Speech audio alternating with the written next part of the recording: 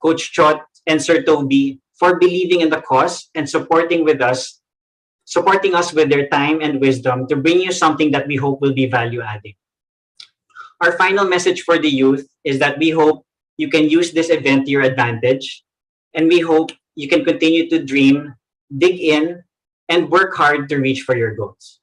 So from Exemplar to our audience, mabuhay po ang Philippine sports and mabuhay po kayong lahat.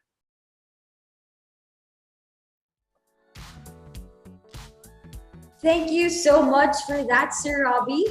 Thank you for welcoming all our friends here today and for that quick overview of Exemplar. We are all definitely looking forward to what else will be revealed later today. Now it's time to dig into the details of what the Youth Empowerment Through Sports Summit is all about. So to expound more on this, we'd like to turn the screen over to our next speaker. She is an incoming senior from the Ateneo de Manila University, taking up BS Communications Technology Management, and is a former softball varsity player who is passionate about film, marketing, and Major League Baseball. She is also the Youth Empowerment Through Sports Summit Project Manager. Let's all give a warm welcome to Juliana De La Cruz. Ju? Thank you so much, Luisa. So, with the pandemic taking all of us by surprise, a lot of our day-to-day activities were put into a halt.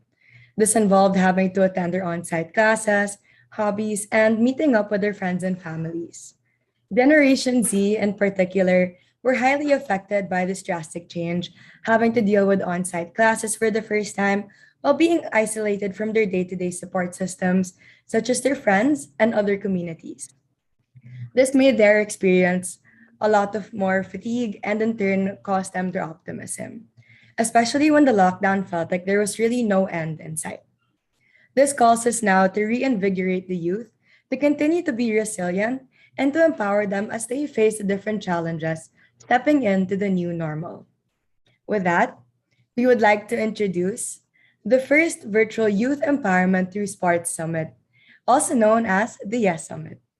With 2 days, 6 speakers, and one goal, the YES Summit is catered towards Generation Z student athletes and leaders of all genders, as well as their sports administrators, coaches, mentors residing all over the Philippines, with access to top sports personalities that aim to empower each individual to become their own catalyst of change amidst the challenges of the new normal. Our goal is to leverage the power of the sports community to play a supporting role for the development and empowerment of our youth and to prepare them for the challenges of the new normal. Of course, while this event is free, are also taking donations for our advocacy Pitch and PH for our beneficiary Likhang Puso, an organization that focuses on aiding the indigenous Mangyan community in Bulalakaw, Oriental Mindoro to the provision of improved quality education. So should you wish to donate, feel free to pitch in by taking a screenshot or scanning the QR code as seen on your screen. And with that, we are very proud to have all of you with us this morning as we go through this inaugural Youth Empowerment Through Sports Summit, where we aim to empower the youth through these unprecedented times and to face the new normal with resilience and confidence. Thank you very much.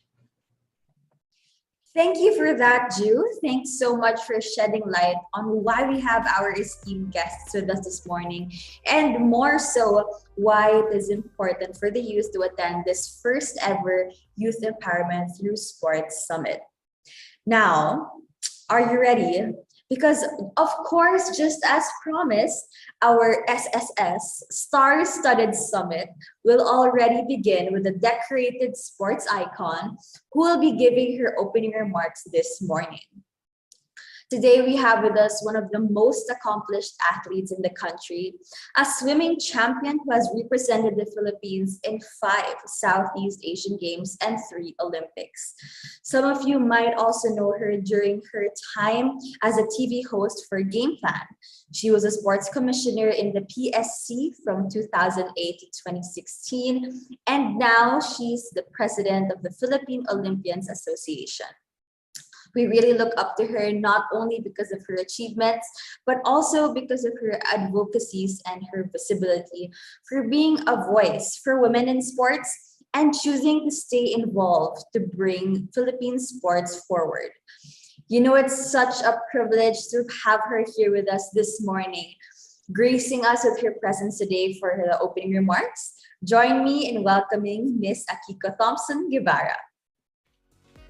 Thank you, Luisa. What a very generous introduction. I'm really, really so very happy to be here, and just thank you. I really admire what you guys are doing. So good morning and welcome to the Youth Empowerment Sports Summit.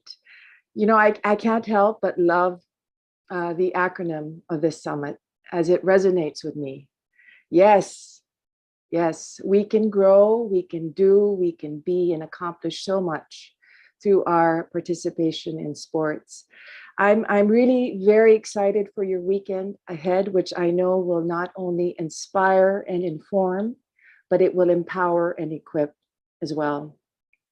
You know, after Robbie and Juliana were after what they were sharing, kanina, after the last 2 years of COVID, I was told that the next epidemic will be mental health. And I imagine that many of you right now are witnessing this on a more frequent basis. It's real and it's scary. And in many ways, to combat, or rather to better equip the youth, we tap into the strength and beauty of sport. Oops, sorry guys. Sports is an amazing tool that teaches skill and discipline, whose foundation is play and fun. Hang on. Sorry about that. It is a powerful and universal language that is understood and enjoyed by all. It can heal, it can shape and form an individual, and it can uplift and unite a nation. It can be magical and transformative, and it can also be painful and heartbreaking. It's been both for me, but we focus on the former today. On a personal note, sports has really shaped the person that I am today. It has stretched and strengthened me, directed the course of my life and where I am today. It's helped me discover more about myself, my strengths, my fears, and made me a better and stronger person. Yes, as cliche as it sounds, you learn so many life skills in sports that really set you up well for life. Resilience, time management, hard work, and goal setting come top of mind. But really, there are so many other skills you learn in sport. Learning how to be a good sport, how to work as a team. Yes, it is one of the best investments any parent can make. You guys have a great lineup of speakers this weekend who are masters in their craft, whose work all revolves somehow around sport. What is it that keeps them in their field, that fuels the work they do? What is the lesson they've learned and share with you this weekend? I encourage you to listen, and I mean really listen with your mind and your body, to engage and ask. No question is too small, and to take the nuggets you need to hear at this time to heal, to fuel, and to guide you in your journey ahead. I want to commend and congratulate Exemplar for the work and service, for the gift you do through their programs in sport that inspire, educate, equip, and fuel. God bless and expand your work. Yes. Great things are possible in and through sport. And yes, the potential is endless. Maraming salamat. Have a wonderful weekend.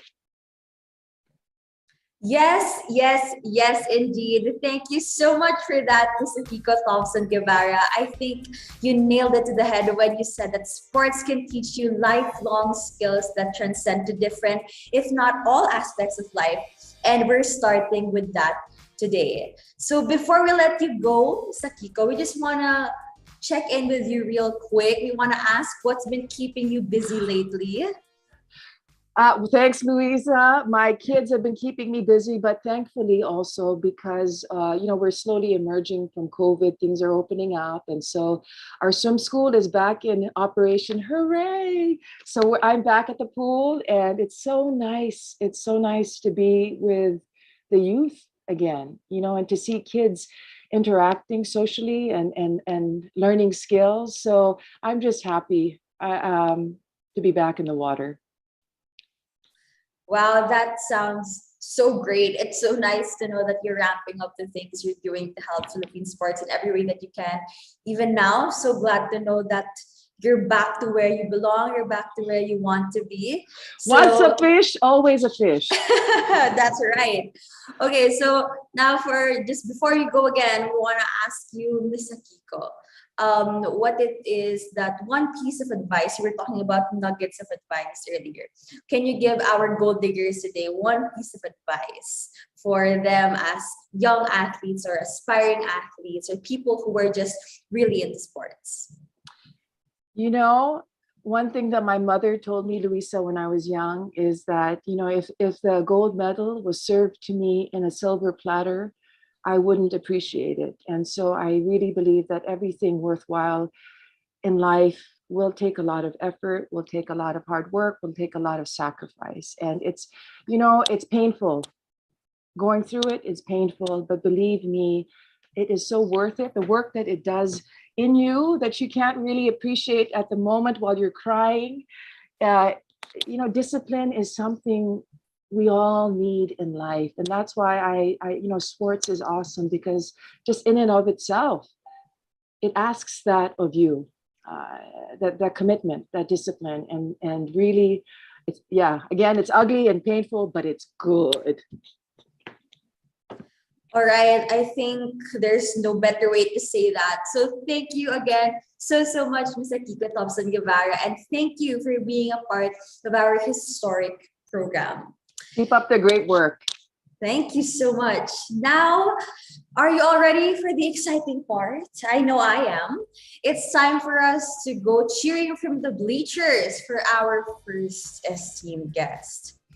Our next speaker is an amazing basketball player who met with an unfortunate and tragic accident that left her permanently physically challenged at a tender age of 10. But this didn't stop this gold digger from becoming the person of strength and character that she is today. She is a businesswoman, a PWD athlete, and a youth inspirational speaker. But more than that, she's a certified Kobe fanatic. In fact, not only has she been involved in every visit he's had in the country, but has also proven to him time and time again that her character and her association to the Black Mamba is something to be proud of. These achievements serve as her milestones to help her achieve her dream of helping out other athletes in the future. So, here to talk about the importance of resilience, let's all give it up for the one-armed Mamba herself, Katan.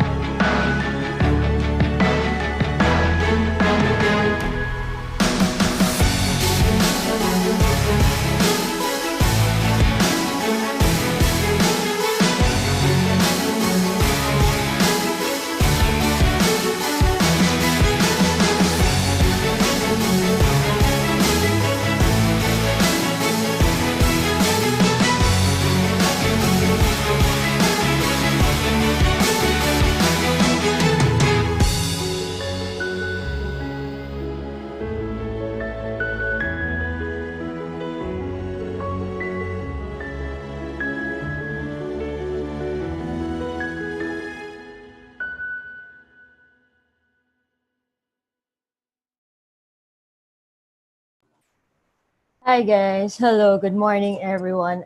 Good morning to all the participants, to all our goal diggers, welcome again to the Youth Empowerment Sports Summit. It's an honor to be here with you today, this morning, and talk about or like sharing my story with you all.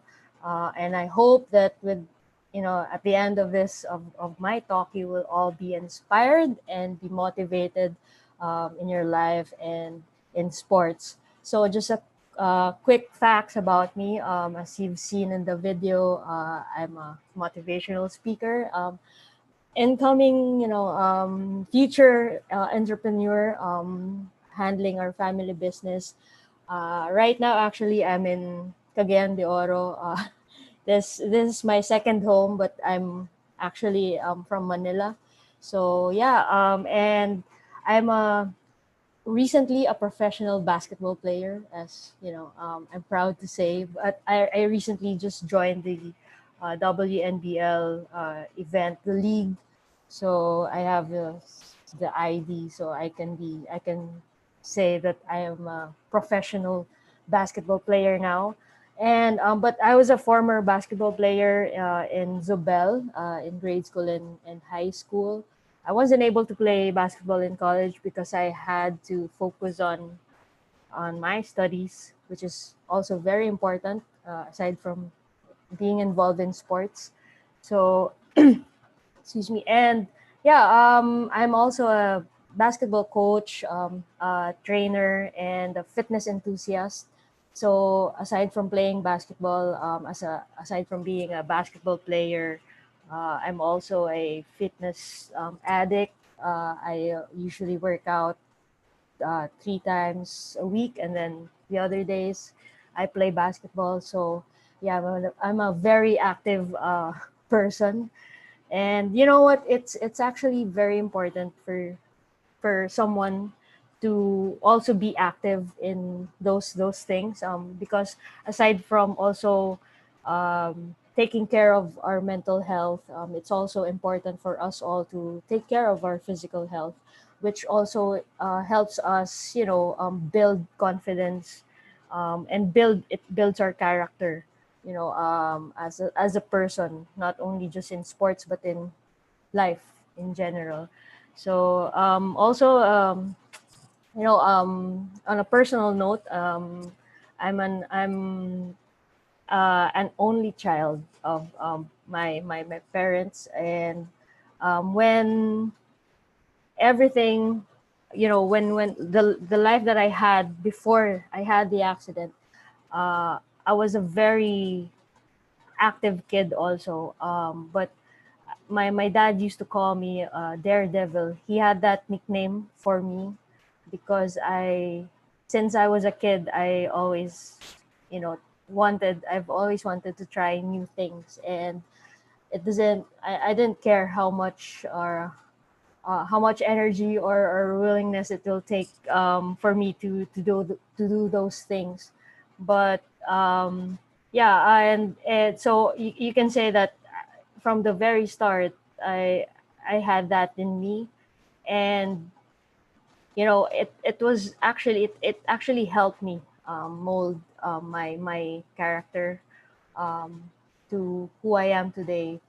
And but as you've seen in the video, or as Luis has introduced me, I had an accident when I was 10 years old. Just a brief story about it. We had a carnival event, or actually it was our school's anniversary, and we had this carnival rides in our school.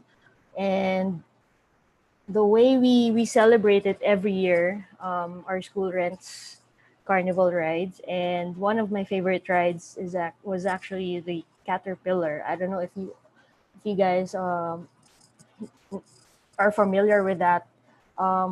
It's just a mini roller coaster for kids. It's not like the big roller coaster that you see in in Enchanted Kingdom, or Disneyland. Those huge roller coasters. So, but yeah, it was one of my favorite rides, and every year I used to ride that ride. And that year, unfortunately, everything that day that changed my life. It gave me a new perspective about life. But uh, what happened was our seat, the seat that we were on. I had five of my classmates with me on that seat. The seat that we were on, it was derailed from the ride. So the six of us, we were thrown out.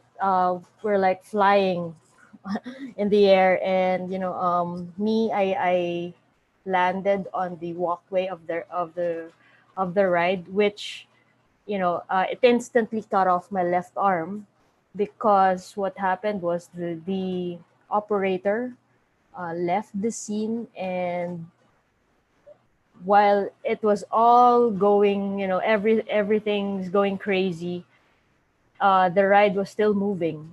So it instantly cut off my left arm. And from that point on, I realized, or I knew, that my left arm was gone, because I was very conscious, and I already saw everything. I was very aware of what was happening. I was very aware of the situation that I am in. So that that moment, I already accepted the life ahead of me, and it actually became easy um, when that happened, because it was easy for me to accept the the to accept the reality, to accept the life that I will be living from that day on. So after that, I had a recovery in the hospital for like a month, for because it happened around November of 1996. And I was able to come home for Christmas that year, and I was able to spend Christmas with my family. And my dad asked me what I wanted for Christmas, and I I immediately answered him, I wanted a basketball hoop. And he was actually in shock, because he didn't know, or he wasn't really aware that I was into basketball. My first sport was actually tennis, and but basketball, I was doing it just on the sideline, just for a hobby, just for fun with my friends and all. But that year, I don't know what came into me, or like, I really just wanted to try it. So he eventually gave that to me. He gifted me some kiddie basketball hoop. And again, I think the point that I realized I wanted to play basketball, it was when I was in the hospital. While I was recovering, I saw this kid playing in the NBA. I first saw him, and I can already see, at least I could feel a connection with him. Um, how he was playing the game, how he was on the court, and this kid was Kobe Bryant. And I don't know if you guys are all aware how Kobe was in his earlier years, but he was really not a superstar like LeBron James, or Giannis Antetokounmpo, Luka Doncic. He was not that superstar. He was really like this kid who really loves basketball, who loves the game so much that he was willing to do anything to be the top player of the league. So I could already see myself in him, because he was that hungry to be the best, to be better in what he does. And I could feel the connection, or at least I could relate in that aspect. And that made me want to try basketball. So as months passed by, I was actually playing basketball in our house almost every day. And then one day, one of my friends asked me, like, how how about try to play on the real basketball court? And I was I was like, I'm game. Let's do it. Like, there was no I was not hesitant to try it because that is who I am. And the life that I had after the accident, it again, it was a three it was completely different from the way that I used to live it. Well, because also maybe I'm living it with an arm, but the environment that I was in, my I was actually ready for it, but not my parents. My parents had a very hard, they had a difficult time accepting the life that is ahead of me because they're parents, and that's what parents do. That's what parents feel. Um, and given that I'm an only child, they're única hija. They were worried like how my life would be and how it will affect me, and uh, how I can live my life normal, in this crazy world that we have. But I was determined to show them that they don't need to worry about me because I know in myself that I can do anything. I was there was this I trusted myself. There was this commitment to myself that I want to do good in whatever I do. Not only just in sports, but you know, in life, dealing with, daily problems, daily activities. So I was really like, I'm okay, I'm good. You don't need to worry about me. Um, uh, and if it fails, if I fail on something I did, or I tried doing one time, it's fine because life is about learnings, the learnings that we do. The thing is, we try to be perfect every day. We try to do things perfectly because that's what society expects us to be. But in life, like there's nothing as like perfect as because the failures that we encounter in our lives or in sports, uh, it actually teaches us to be better, to be a better person every day in the future. It helps us create this character in us to be tough. And, that's what I learned early on in life. And that's what actually what I learned from the accident itself. So for me, the accident, I can just say this for myself because I can't say it, or I can't like tell this story, or share my story without like thinking about the friends that I was with, because unfortunately one of my friends died in that accident. But again, I was very fortunate to, despite of losing an arm, I was able to recover from it, and I'm alive. So that is something to be grateful for. So for me, speaking for myself, the accident that I had, it wasn't really very uh, it was not very tragic, or it was not miserable. It didn't make my life miserable. I was actually the way I see it, it is a blessing because it made me the person that I am today. It made me tougher, and I was definitely, a different person after that. But who knows, like what my life would have been if that accident didn't happen. But I've always believed that the things that happens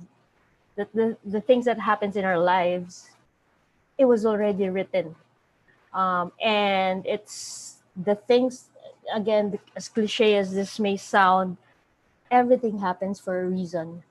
And the things that happens to us every day, it prepares us, it prepares ourselves to our future, to be better in to be a better person in each and every day of our lives. And that was actually the life that I had, right after the accident. And my basketball uh, career uh, actually started, before the accident.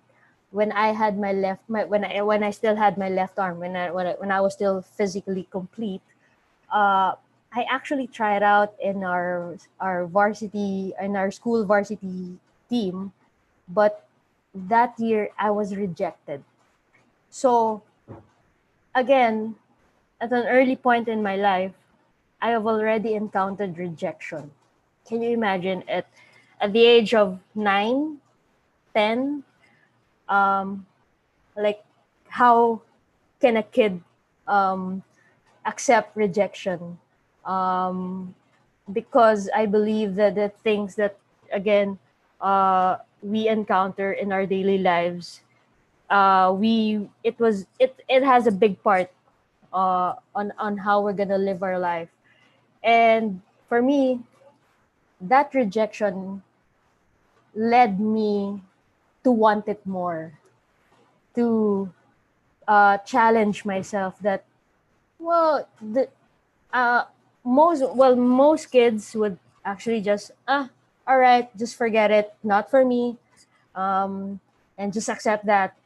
But not me. I'm not that person. I'm not that kind of a person that, just easily back down from any challenge. So at an early age, I had a rejection, but I wanted to prove to myself, again, to myself, that is the most important thing. It is actually the things that I do right now, or even before. My main objective was actually not to prove other people wrong. It is actually to prove to myself that in whatever I do and whatever I get myself into, I can do it, that I am able to do it, that I am capable of doing it, especially now, in this situation that, I am physically challenged. But it is it I am definitely, like, always game for it. I don't back down from any challenge. So right after the accident, I tried out again in our in the same team, and it was the same coach that I had that rejected me. And I don't know if he was shocked or surprised to see me back in the tryout, because I remember when he rejected me, he told me, try again next year.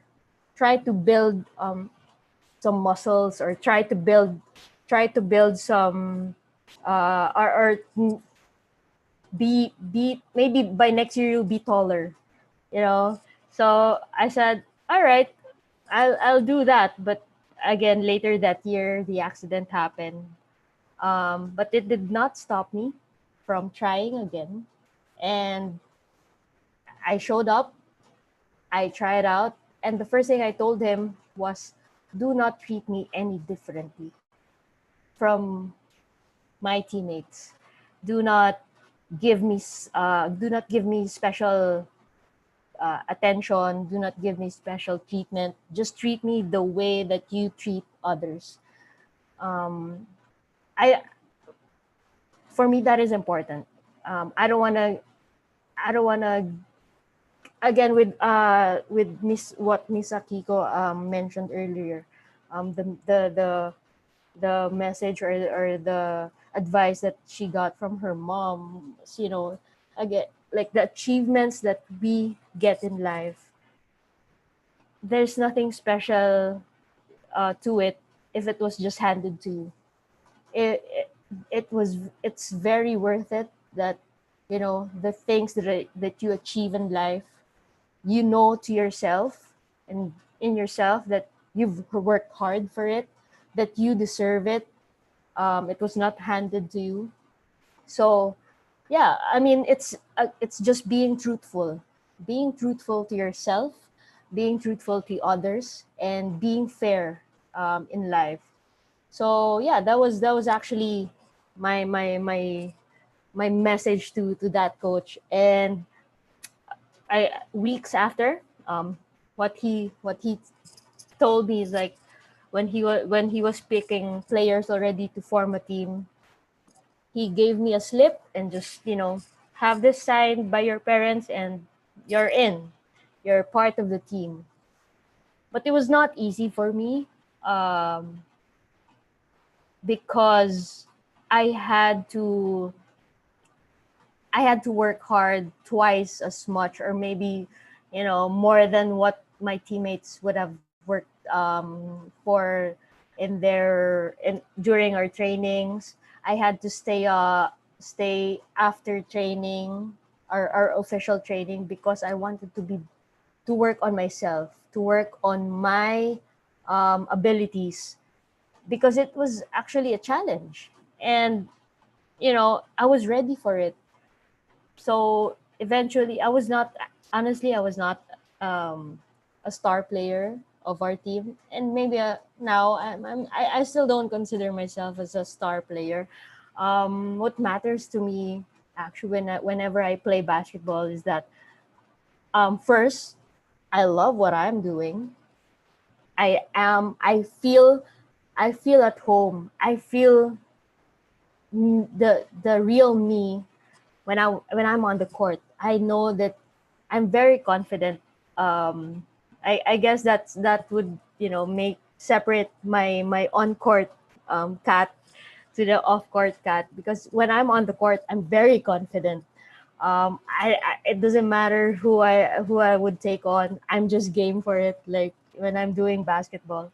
So yeah, that was actually the beginning of my basketball journey. From that, when I was 11 years old, and up until today, I am still actively playing basketball 4 times a week, 5 times a week, maybe almost every day.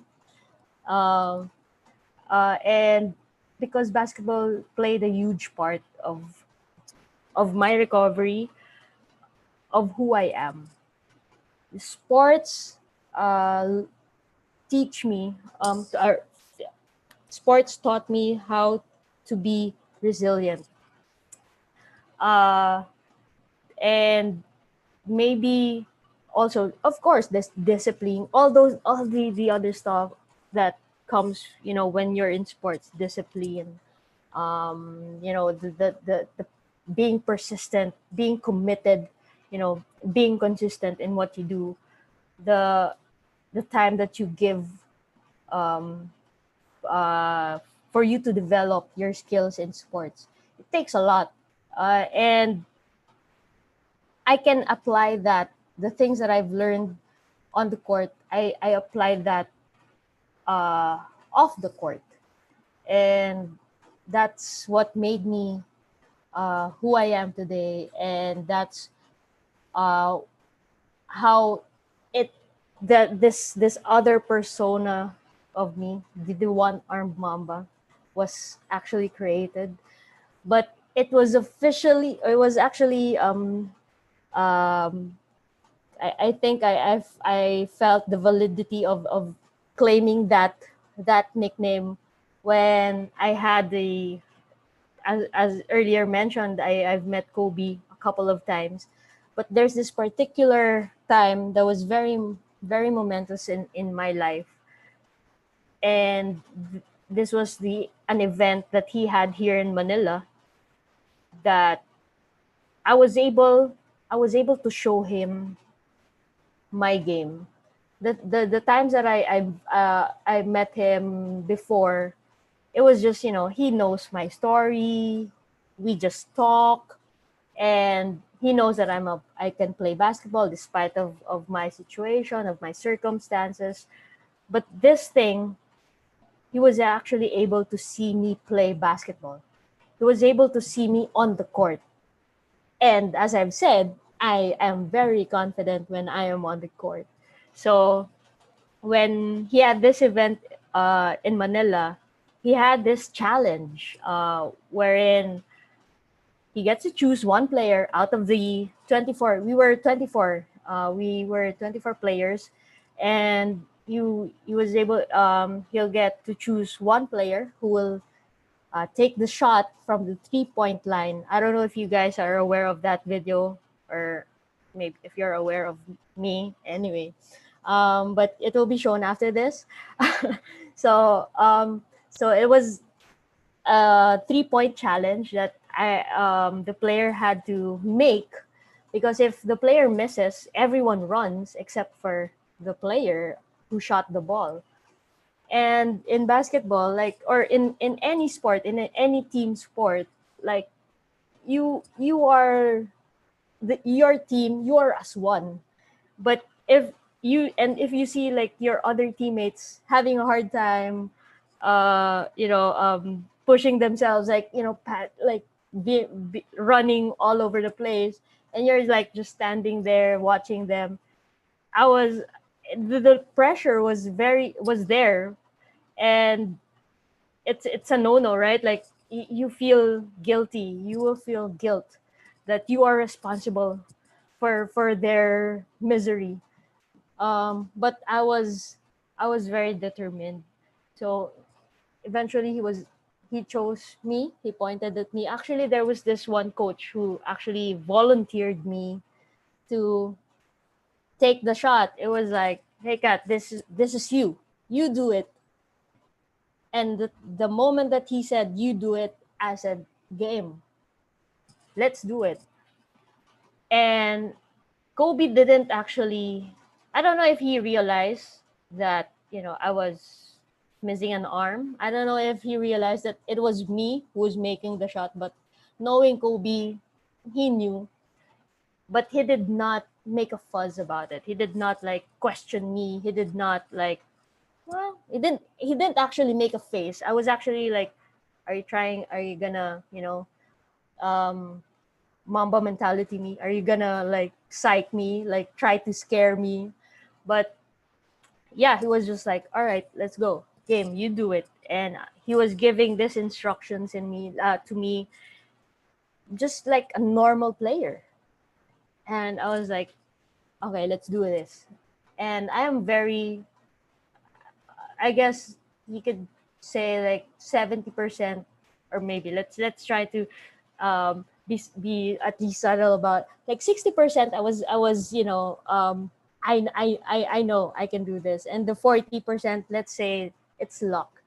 Because in life, luck is actually part of life. And when you say chamba and all the other stuff that goes after, it's like, well, the outcome was great, right?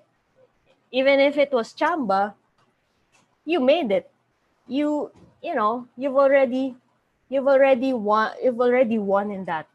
So after that, he gave me the ball. The other coach gave me the ball, and I remember this coach asking me, "Kat, kaya?"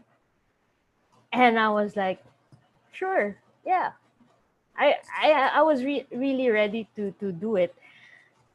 So I held the ball, took the shot, and yeah, I made it, but maybe it's different if you see it for yourselves. So I will ask our humble team to to show the video of how it happened and what Kobe said after I made the shot. So yeah, here it is. You can take one shot. If you make it, you don't have to run. If you miss it, everybody runs a 17. The worst part is if you miss it, they run, you watch.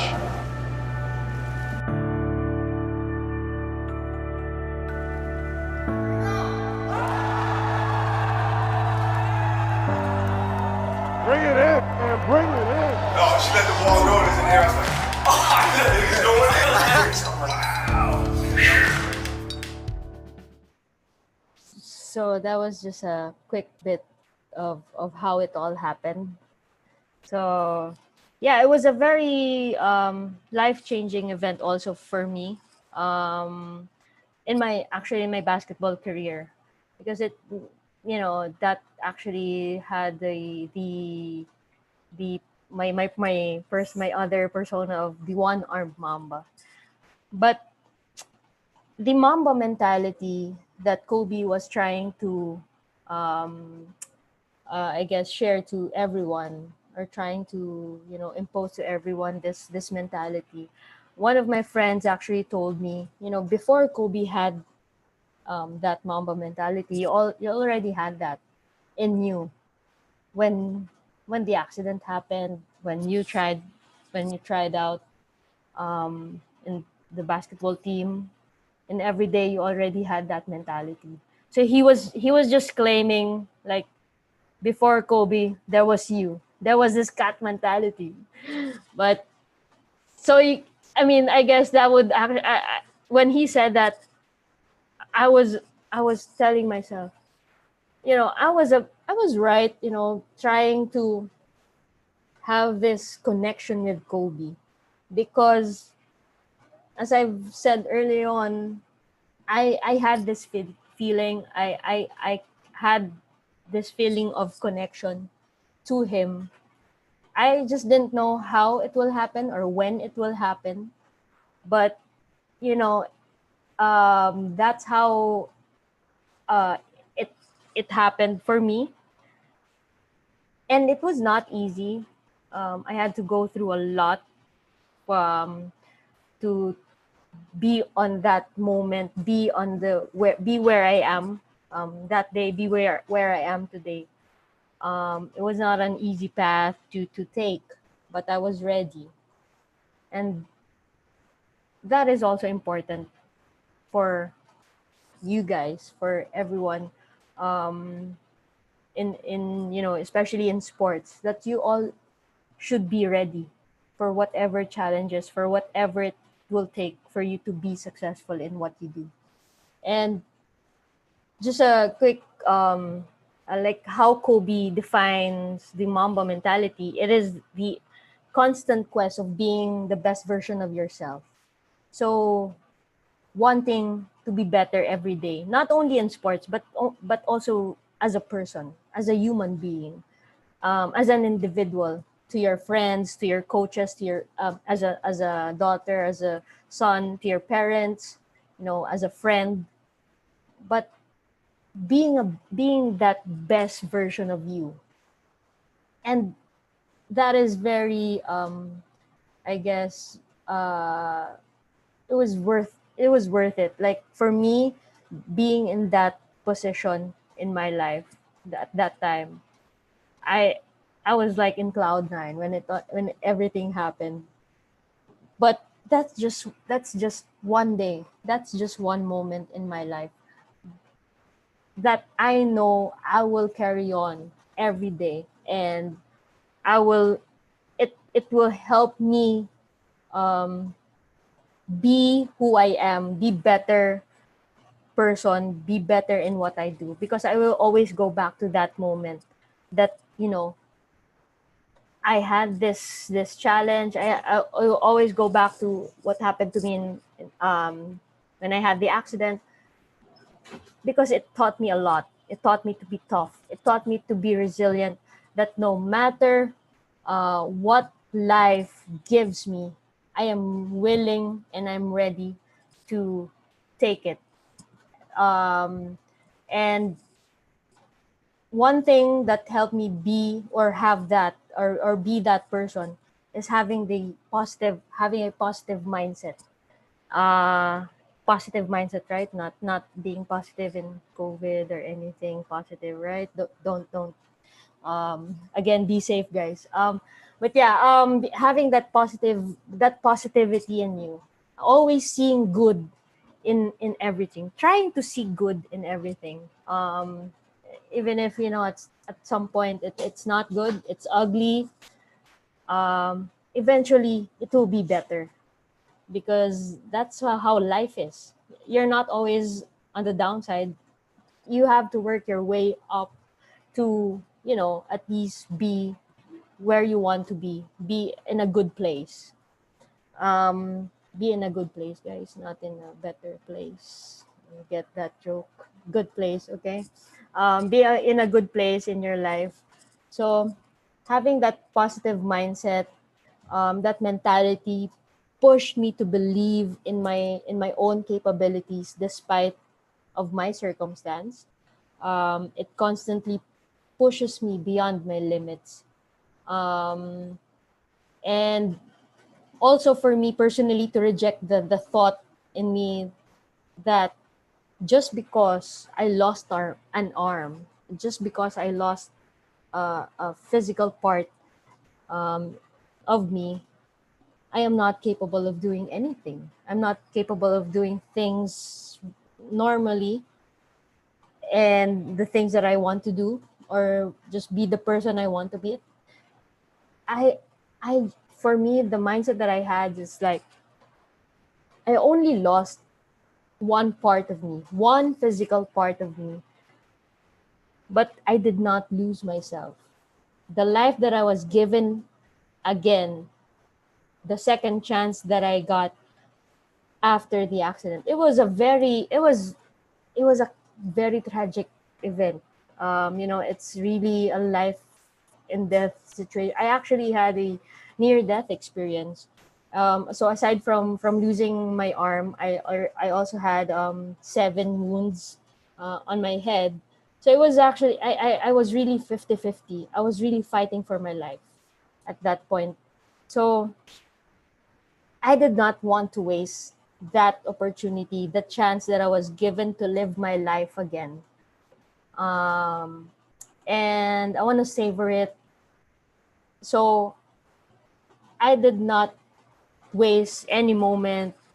I tried to live my life the way I wanted it, the way I want to live it, not by any person or the people around me. People try to tell me that I can't do this, just because of my situation. No, I mean, I tell myself what I can do or what I cannot do. So I had that mindset in me. I'm sticking. I always stick to that mindset in me, and me trying being this person, I wanted to share that to others, to you, to everyone around me who are also trying to be better. And Kobe also taught me that when he had this interview, he was asked like, what keeps you motivated? What keeps you um, try to do what you do? And he answered because I want to inspire people like me. And he said my name. I was like, oh well, I was very happy that time. But he said that by being an inspiration to others, that is that's what makes him motivated. That's what makes him inspired and want to do good in what he does. To be just this person who tries to be better, not only just for himself, but also to the others like around him. And there are three things that also, you know, important, or at least for me, being the what how I get inspired or how I get motivated, is that what is my value and purpose? You ask yourself that, like, for me, it was always actually at the back of my head. I always think of this, that what I'm doing, I I could inspire people. I hope right now at this point in my talk, hopefully you guys are inspired. But yeah, with what I do, I am trying to inspire people, and to let others see that despite of my circumstance, I could do anything.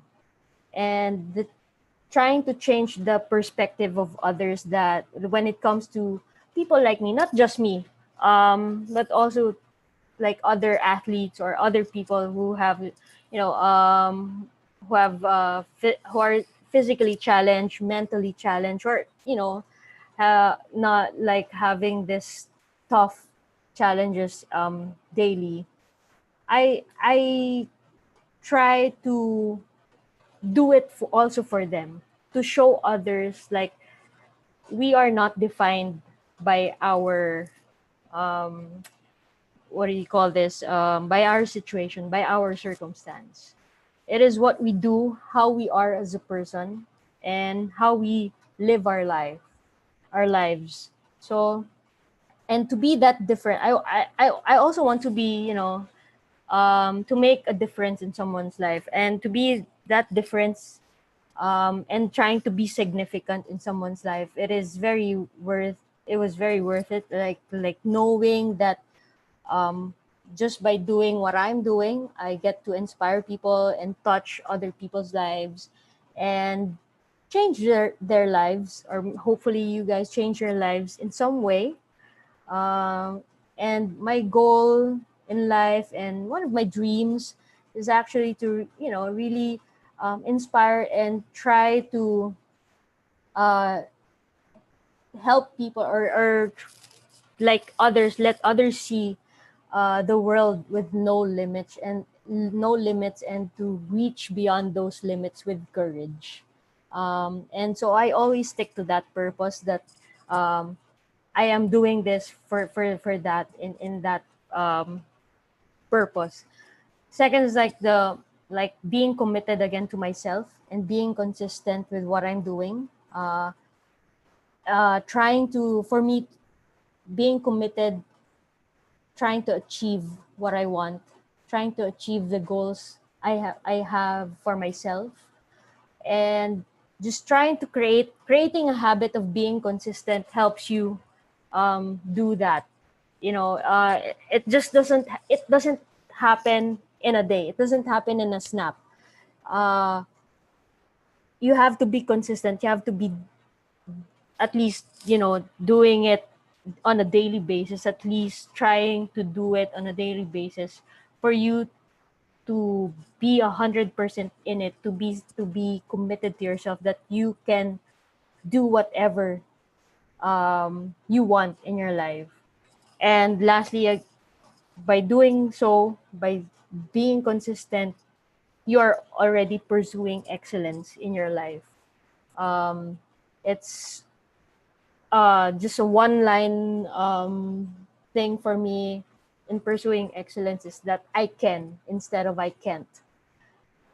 Because the moment that you say, or like when you are presented by something, or by a situation that you feel not very confident, and then before trying it, you just say, no, I cannot do that. I can't take that, because how would you know if you can or cannot be successful in it if you haven't tried it? So it is always better to do something, to try something, rather than doing nothing at all. So you always, if you are like not 100% confident in that, okay, let's try. I will try it. Just by saying that you will try something, you've already won that, because you got that, you were willing.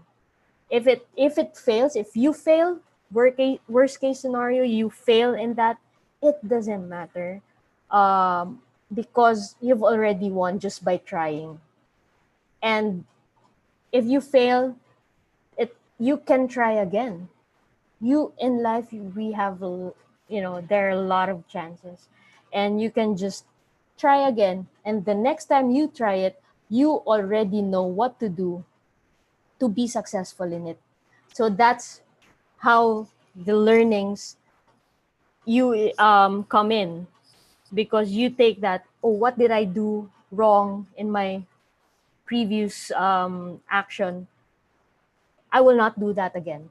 So next time I will do it differently. So you need to strategize. So that's how it is in sports, and that's how it is in life. So um, for me, those three things, always I keep that in me, trying to do what I do every day, playing basketball, doing speaking engagements, trying to connect with people, because by doing so, I am becoming more inspired and being more motivated that I am doing a difference in someone's life. I'm making a difference. And also, for me, being different, you know, um, it's actually not, could say it's not the worst. It's not bad being different. Actually, for me, the definition of like being different is that means that you are unique in your own way, that you are different from others, which makes you special, and it's only you that can make you special. So that is also, I can say, my cat mentality. So that's how it is for me. That's my, if there's a mamba mentality, that's me. That's my cat mentality. But my cat mentality is that it is the ability that matters, not the disability. And you always try to make an effort, rather than making excuses. So that's when I said that, when you try to do things firsthand, like, there's nothing wrong just by trying. How you don't know how you will be successful in life if you don't try living it on a daily basis. And it is actually, I am possible, not impossible. So for me, that is something, the possibility of being a difference in someone's life, not only just for myself, and the possibility of trying to be be that, how can, not a role model, but just being possible in what you do. It is actually, it is always, actually, it always seems impossible until it is proven to be possible. So it has you to make that possible. You have to make that for yourself. And it all starts within you. It all starts in your mindset, in your heart, the willingness that you you have for yourself to be successful. And having a strong mind helps you have a strong body.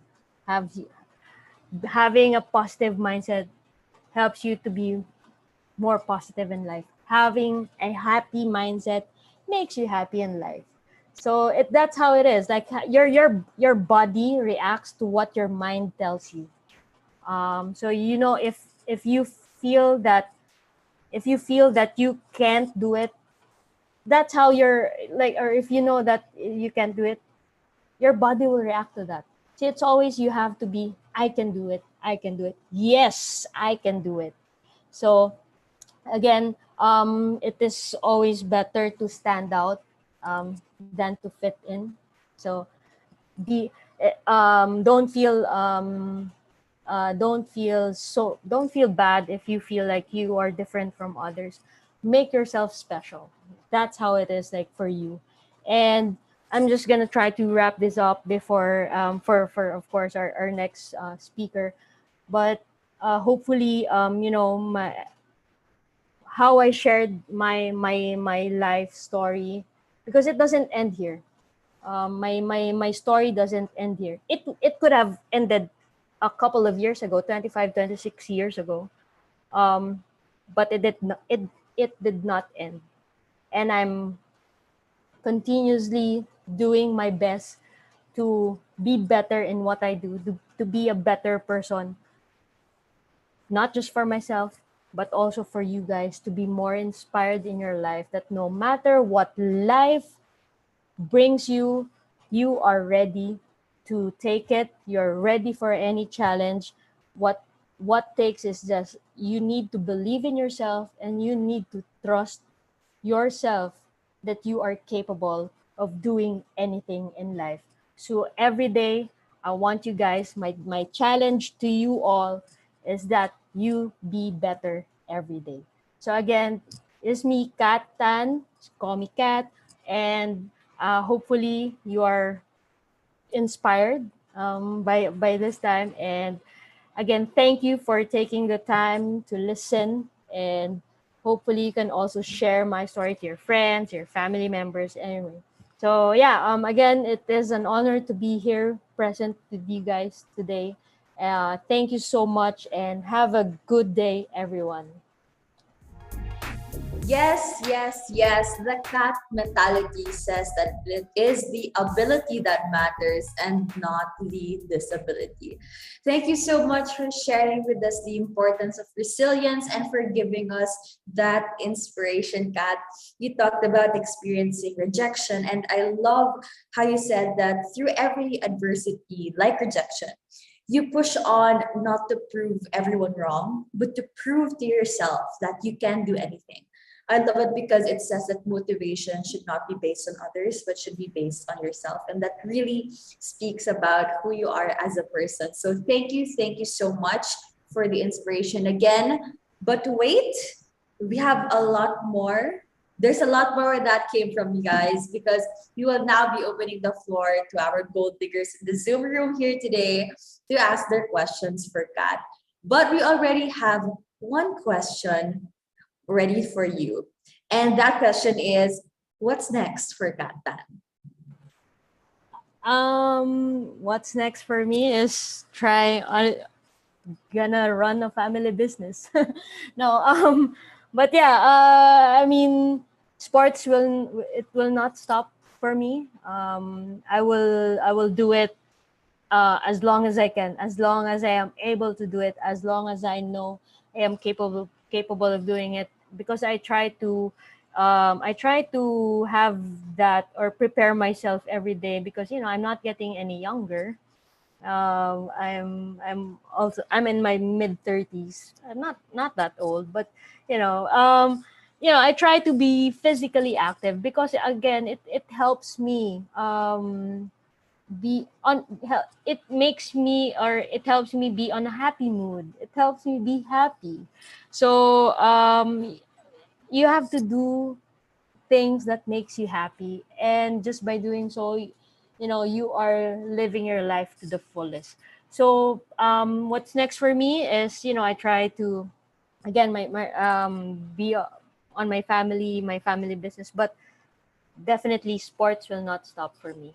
I will continuously do it, and if opportunity knocks again, if there's any league that I can join, I will definitely do it. So yeah. It's a yes from us. Without a doubt, we're confident that the future for Katan is definitely bright. Now, before you go, Kat, It's time for our next segment we like to call Crunch Time. So let's try to get to know you more personally. So we're gonna throw you some questions and you're gonna have to answer them as fast as you can. No need to explain unless we can't help but ask. So are you ready, Kat? Ready? Let's go. Let's G. Okay, Crunch Time starts now. Favorite move? Oh, behind the back. 3-on-3 or 5-on-5? 5-on-5. Favorite K-drama? Oh, Beloved Summer. MVP or team championship? Oh, team championship. Easy. Life motto? Believe in yourself. And that's it for Crunch Time. And that's all the time that we have for our first Q&A of the morning. Once again, a huge thank you to one of our favorite gold diggers, Kat Tan, for sharing her time with us today. It is always a pleasure to have you. So thank you so much, Kat. We'll see you again soon. Thank you, But- everyone. But now, Gold Diggers, that's just the beginning of our star-studded summit lineup prepared for you today. Shout out to our participants from Cebu at the BARMM. Are you ready for our next esteemed guest? Let's jump right into it. Our next guest is a household name in sports. He was a former executive producer and sportscaster from the ABS-CBN, a former director of sales and marketing of the Philippine Basketball Association, and was also a former media executive for Solar Sports at the Fox Networks Groups.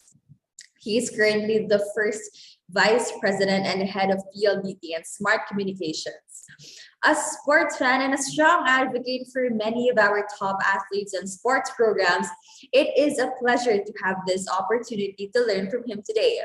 Here with us to show us how sports can make an impact. Ladies and gents, let's all give one big kaboom. Welcome to the one and only Jude Torquato. Hi everyone. Hi Lisa. Thank you for having me. It's good to be here.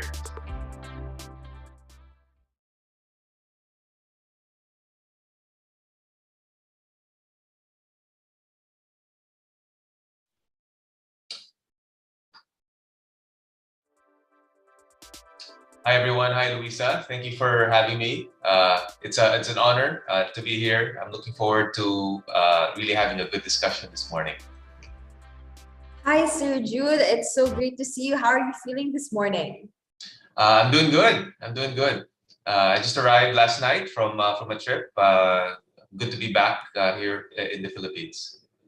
All right. So, Sir Jude, we wanted to ask you what have you been up to and what is it that you would like to share with our gold diggers this morning? Well, I think personally, I've been involved with sports still. The last few years, and just trying to figure out how to make more of an impact through sports. I think this morning, based on what Robbie had sent, is really just to talk about more on the value of sports and how we can look at it in a way where we can have more. I guess we can get more out of it as far as overall, right? Personal, financial, operational, all these things moving forward. So so hopefully it's something that people would be interested in, and then people would get something out of. Yeah, I'm sure everybody who's here today is just really looking forward to what they can learn from you, and they're really so excited.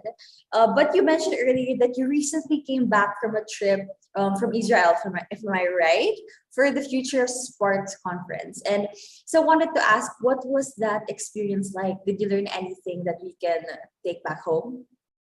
Yeah, no, I learned a lot. Yeah, it was a conference in Israel. I think they have it every year. Apparently, Israel is one of the countries that is very innovative as far as technology is concerned. Not just sport, but I think technology in general. They've invented a lot of things to really make things a lot more efficient and better for everyone.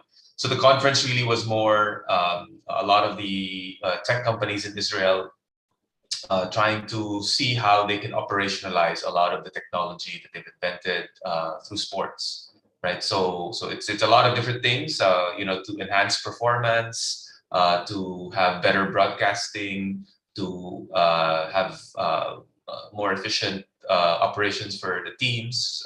So a lot of things that really you can look at practically to be able to implement some of the technology that they have. That's great, sir. We're really looking forward to hear from you and what you can share with us with regards to the value of sports. So the stage is yours, Sir Jude. Okay, so let me let me check if sharing can work here.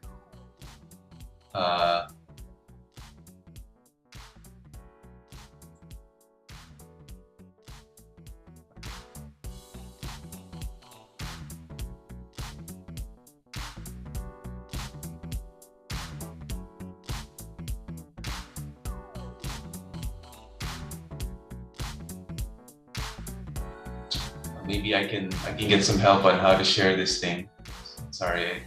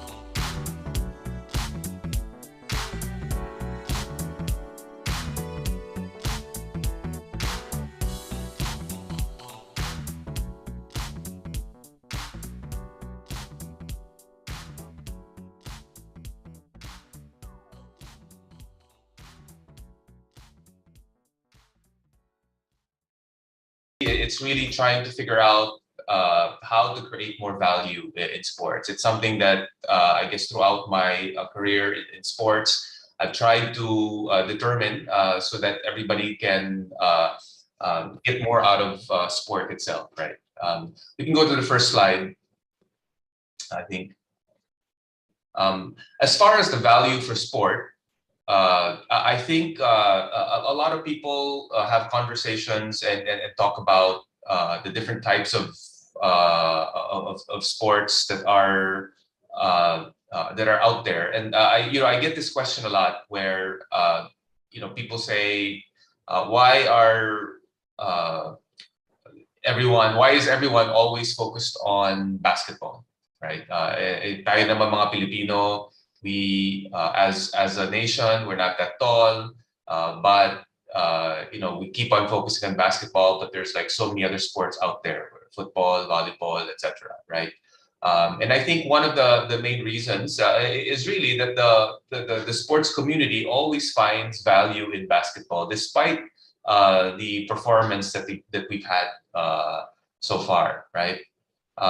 In the sports. But I think that as far as the value for sport, there's different ways you can really look at it, right? Because how valuable can sport be to people?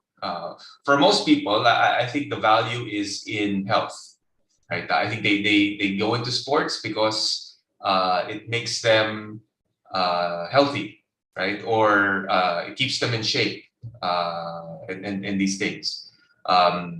Some people go into sport because of camaraderie, friendship, right? Because when they play sport, they get to know people. They have fun, right? Some people go into sport because they just love competition, right? And that's something that some people, when they do sport, it just drives them. When they compete against each other, winning and losing, all these things.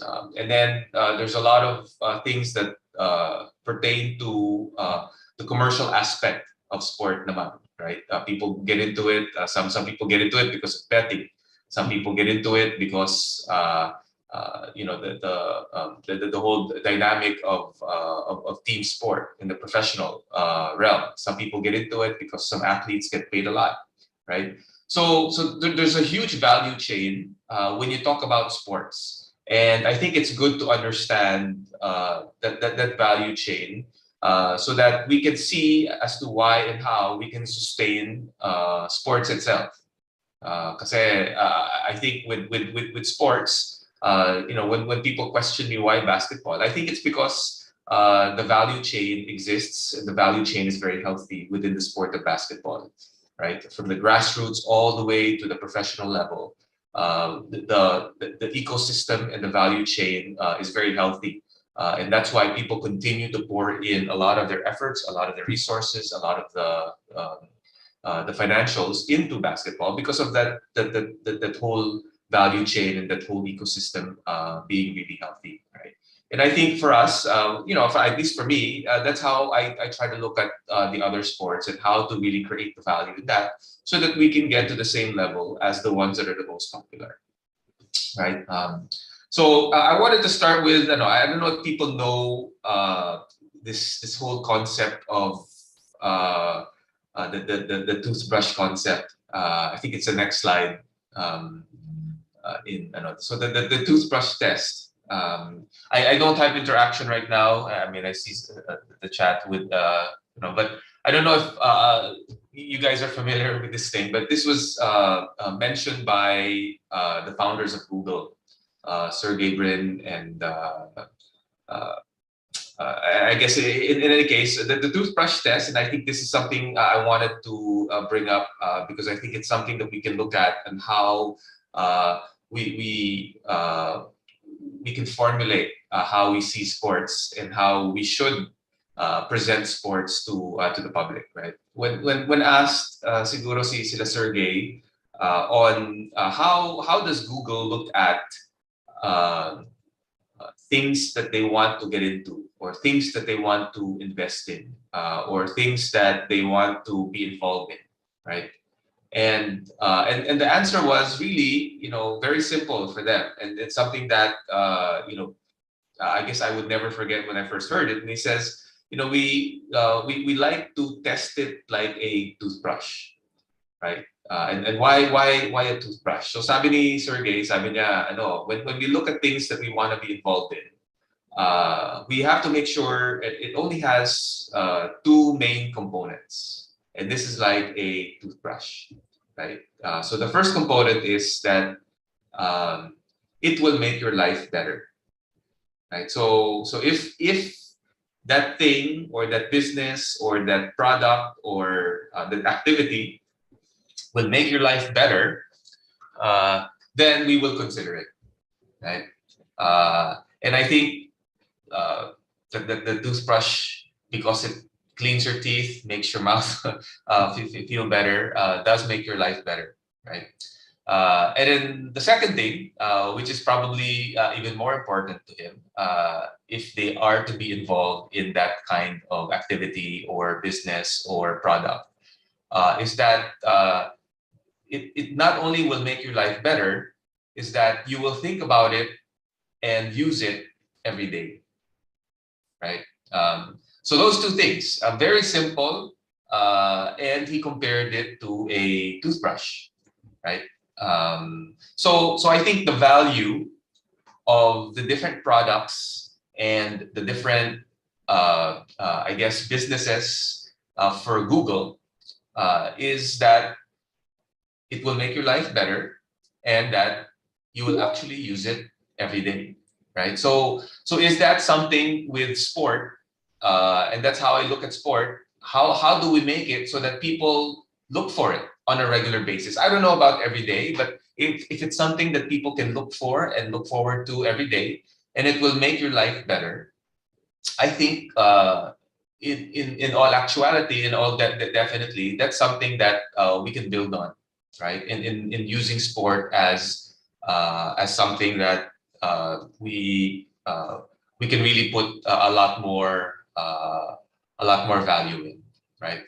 And the next slide is really more of a survey from a few years ago by McCann Erickson, and I think this really just I guess solidifies the whole concept and perception and reality na rin, that there is value there, and it is something that can make people's lives better, right? So they had a survey, and this is even before pandemic. I think this is back in 2015 or something, or 2017, and I think it still holds true today.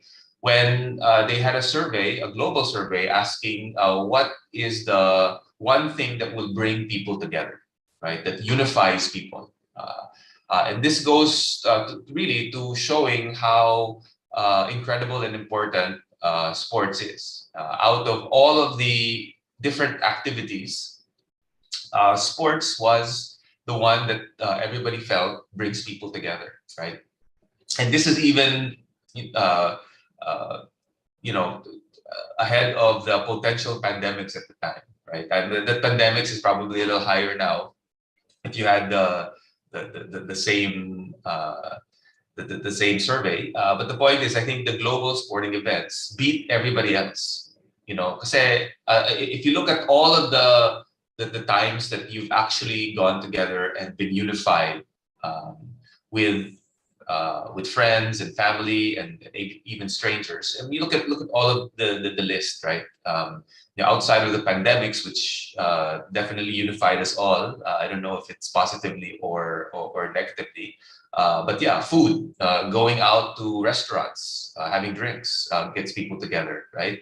I think I tell people I see a lot of my old friends in only two occasions, either a wedding or a funeral, right? So that gets people together when when somebody gets married or somebody passes away, right? Or somebody wins a prize, right? A collective human achievement.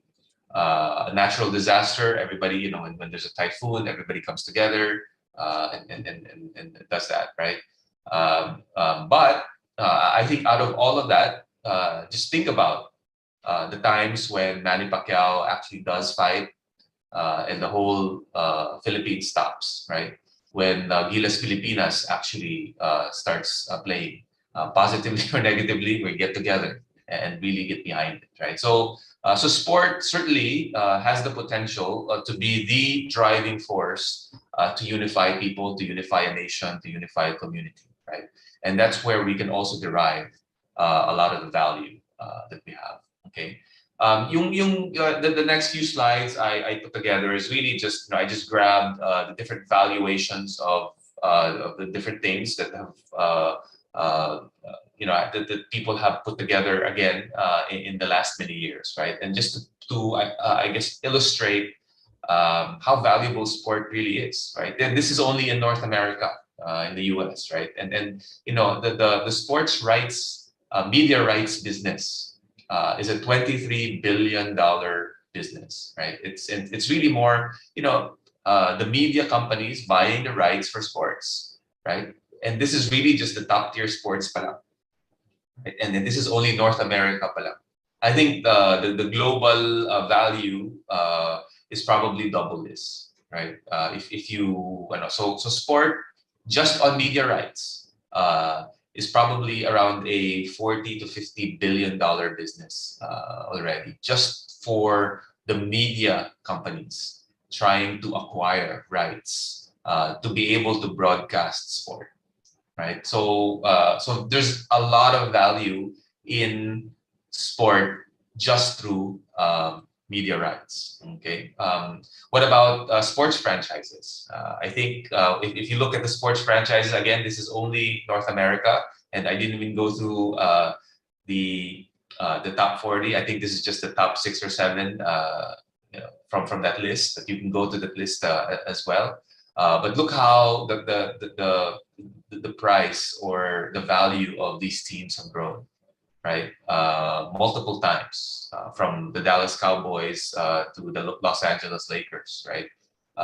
You know, the Lakers were losing money back in the 80s before Magic Johnson came in, but now they're $1 billion company. So a team is worth billions of dollars. And then, you know, in this list, actually, all the teams are billions of dollars. So the owners of these teams are all billionaires, right? And even the Dallas Cowboys. I mean, Dallas, Texas is not even one of the biggest cities in the U.S., but their team is the most valuable, right? In all of North America, and in fact, I think Dallas is even the most valuable in all of the world. Worth $5.5 billion as a team. And you know, what's the value there? I mean, they play 16 games a year, right? And half the year nothing's happening in Dallas, but their team is worth $5 billion, right? And then just thinking through how much that is, you know, 5 billion is a huge amount, and you know, more valuable than most companies. I think probably more valuable than the most valuable companies in the Philippines. And this is just a professional football team, American football team, right? In the US, right?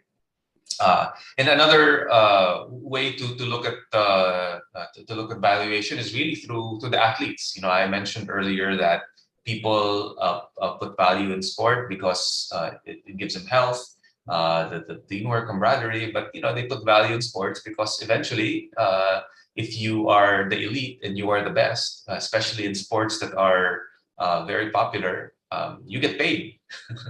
So you know, the next slide is really just the top athletes and their salaries, a combination of their endorsements and their actual prize money or their salaries, right? So Roger Federer, most of it is from endorsements, but the others are a good combination. So the football players, Messi, Neymar, Ronaldo are there. The basketball players, LeBron James, Curry, Durant, football, etc. Right?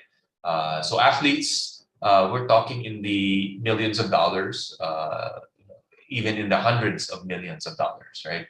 And some of these athletes, outside of their salaries, I think LeBron James is an example, is now worth over $1 billion as well as his net worth. And this is really just a annual income that is recorded here. But LeBron James, because of all of the different investments that he's done, his salary through the years, and all the endorsements that he had, is now considered to be a billionaire as well. So there is money and there is value to be had by being elite in many cases, right?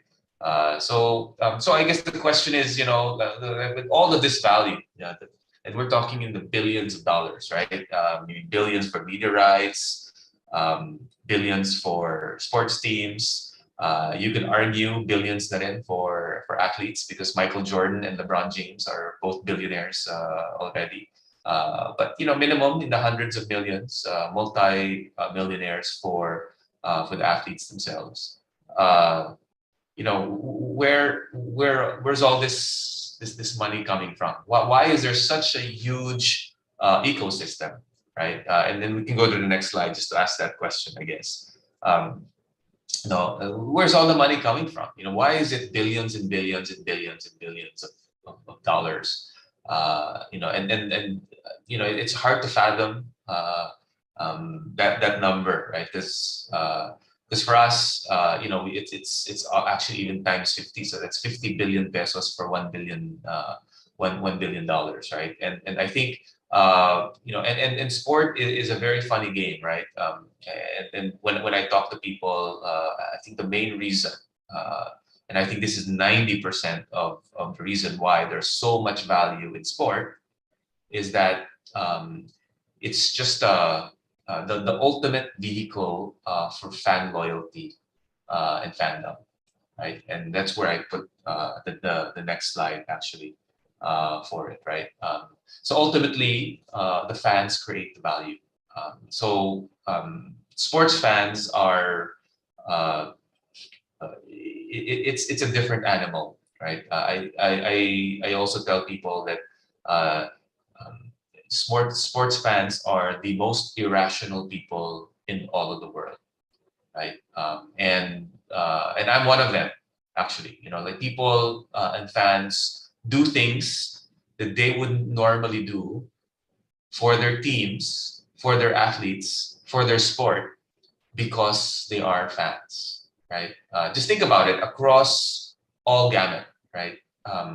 Some people wake up at 4 in the morning to run, or play golf, or play whatever, right? Very few other things will make people wake up 4, 5, 6 in the morning to work out, to do certain things, right? But if you're a fan of the sport, you do it. Okay. Some people travel the world, right? And I've done it. They will go just for a sporting event. I've traveled to London to watch Wimbledon. I've traveled to Roland Garros to watch the French Open, and a few other things. I'm a huge fan of Chicago, so I traveled to Chicago to watch the Cubs in the World Series. Right, so it's a reason for people to go out of their way to travel, right?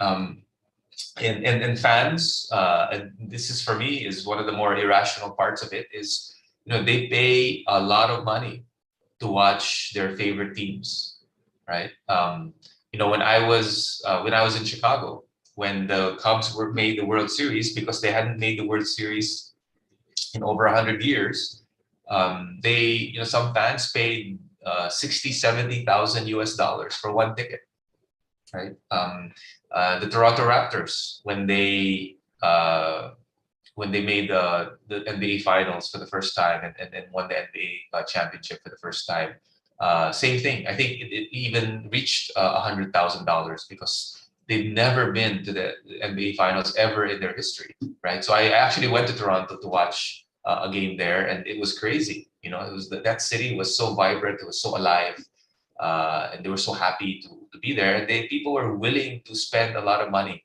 to be with their team, to be with the players, right? In doing it. So the fans definitely create a lot of value, right? Even close to home, UAAP games, Ateneo versus UP, the last couple of years, right? In the black market, because they only sell the tickets for whatever, 200-300 pesos, 500 pesos, right? But it went all the way up to 10, 15, 20,000 per ticket, especially before the pandemic, when the first time UP made the finals in a long, long time, right? I mean, when they lost. People were selling the tickets for 8, 10, 12,000, and people were buying it, right? That's irrational to me. If the price was, it's only 2 hours, it's the same game, right? 2 hours. You pay 500, 200 versus 10,000. It's the same experience, right? But because you were able to get access, you're able to, and people were willing to pay. And that's why the ecosystem is there, because people are actually willing to pay, right? It's irrational when you look at that kind of fandom, right?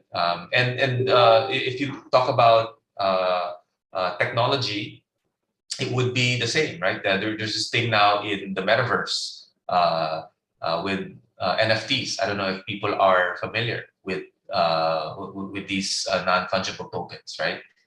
In sport, it's included, right?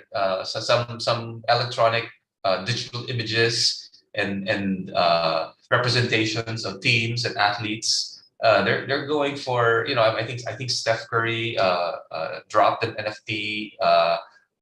And all of it, just like that, it worth to 300,000 US dollars immediately for people to own a digital asset that you can't even touch, right?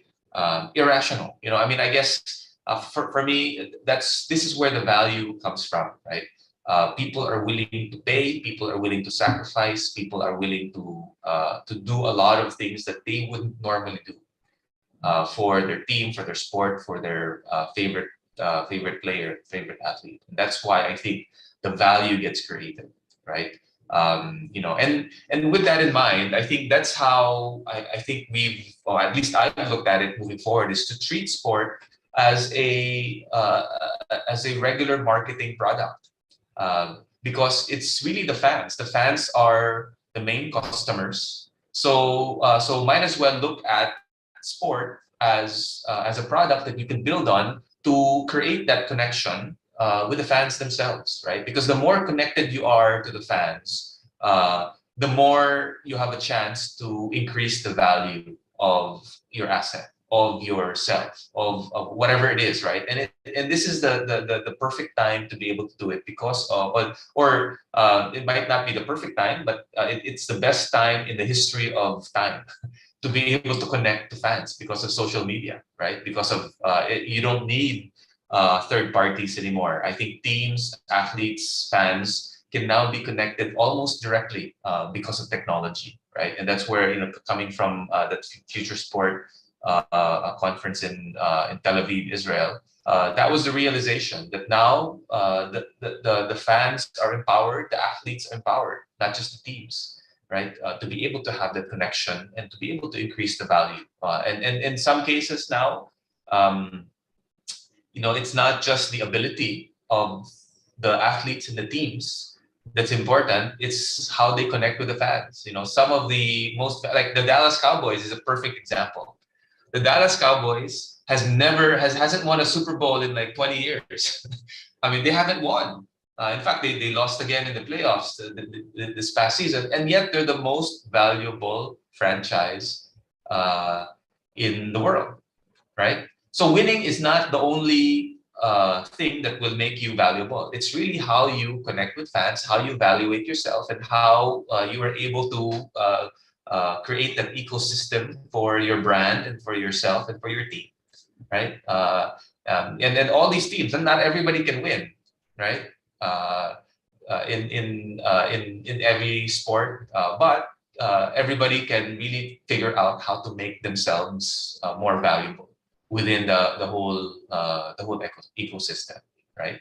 So yeah, when you look at sport and the brand itself, I just put up a generic slide on the marketing mix. People who have gone through marketing, they know the 4 Ps, right? Product, place, promotions, and price, right? And this is how I look at when I deal with sport. I do the same, right? And this is not even for sport. This slide is really for marketing in general, right?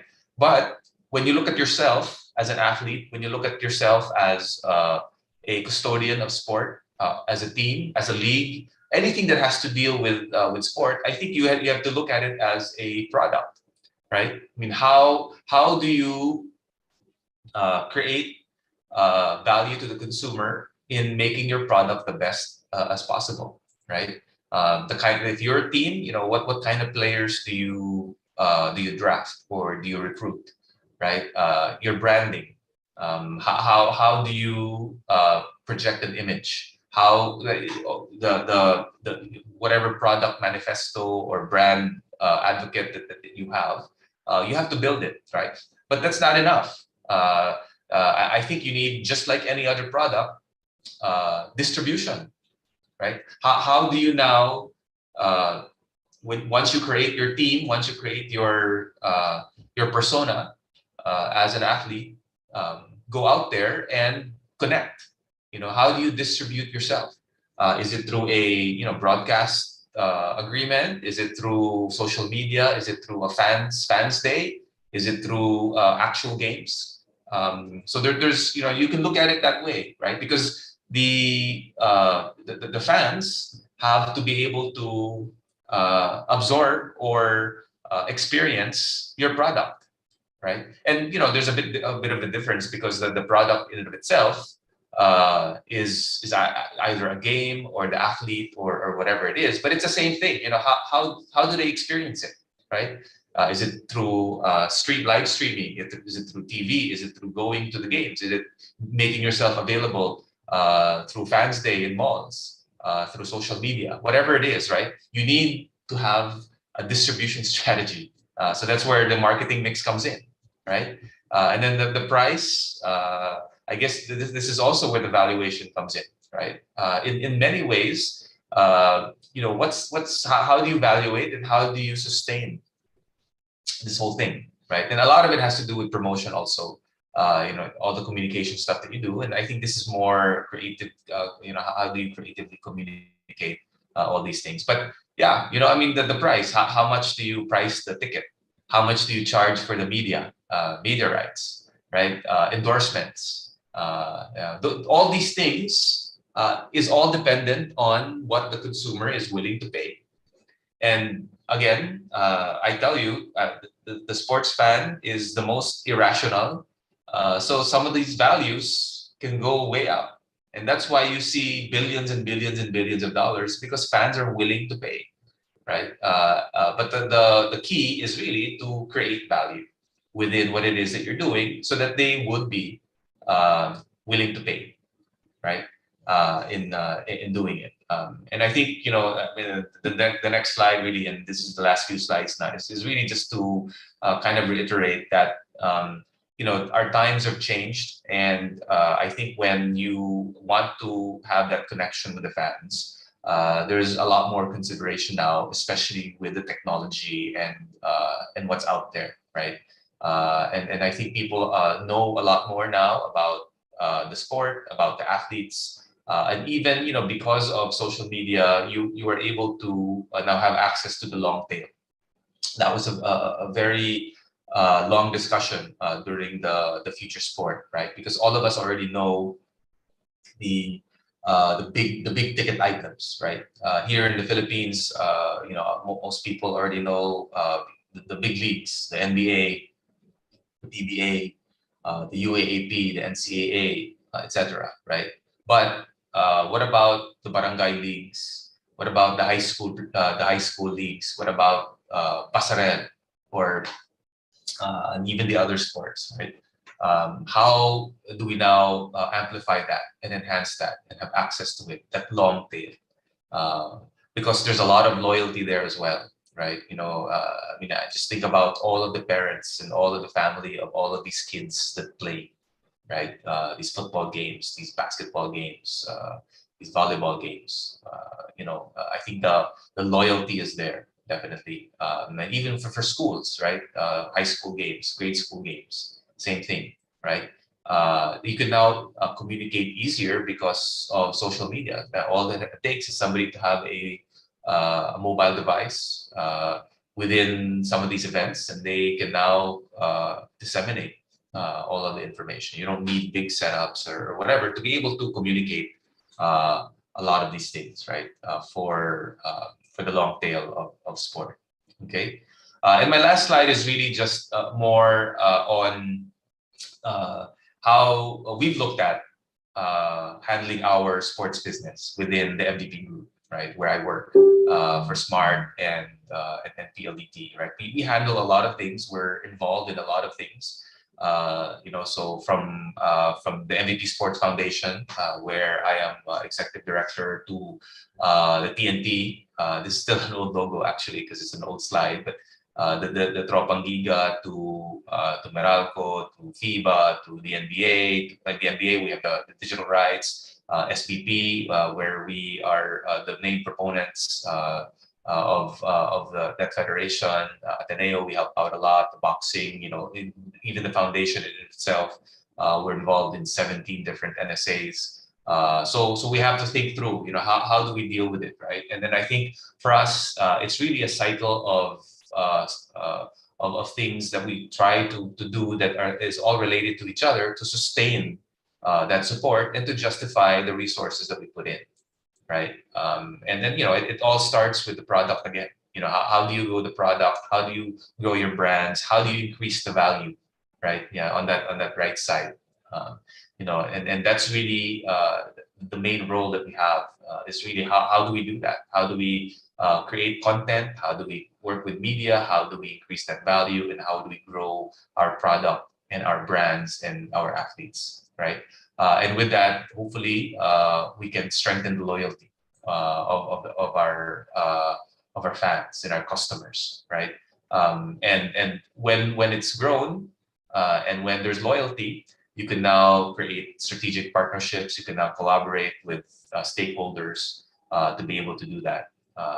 And then by doing that, and all of the monetization vehicles come into play, right? Whether it's the events that you can sell tickets, where you can license the brands already, advertisers coming in, creating all this value that's there, right? There's different ways to really monetize and be able to do there, and then there's a few other things that you can think of. Again, this is because of the loyalty and in some cases irrationality of the sports fan, right? And them willing to pay a lot of these things, and the irrationality. Maybe I shouldn't say irrationality because it's their own value, right? But I've seen fans pay quite a bit of money for classic uniforms, shoes of certain athletes. Where very few industries are like that, right? You buy something for 1 peso, the value goes up and it becomes 100 pesos, right? There's multiple, thousands, millions of cases of that in the world of sports, right? So you just have to find that sweet spot for everybody. And now when we have the resources, we pour it back into the ecosystem for more innovation, more technology, more ways to develop athletes, right? To be able to have the ability to now grow the brands again once you put resources in. So it's a cycle for us. It's a cycle for me to continually work on this so that the whole sports business is sustained for us, right? It can't just be pouring in resources. It has to be pouring in resources, growing the brand, strengthening the fan base, creating loyalty, having strategic partnerships, and then developing world-class athletes as well. And then the monetization comes, and then we pour it back in.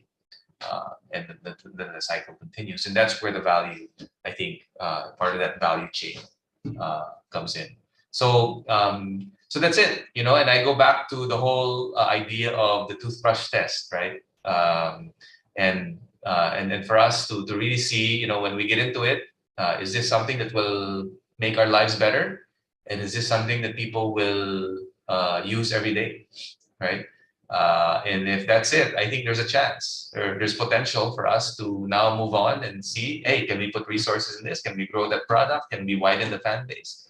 Can we have strategic partnerships, et cetera, et cetera, et cetera, right? Because people can see the benefit and people can see that they are going to be able to use it on a regular basis and be part of it on a regular basis. So that's it. That's it for me. Thank you very much. I think, thank you lang yung last slide yan. But yeah, that is, I guess my take on the value of sports and how we can make it a bit more important and valuable to the fans and to the ecosystem and the whole community, right?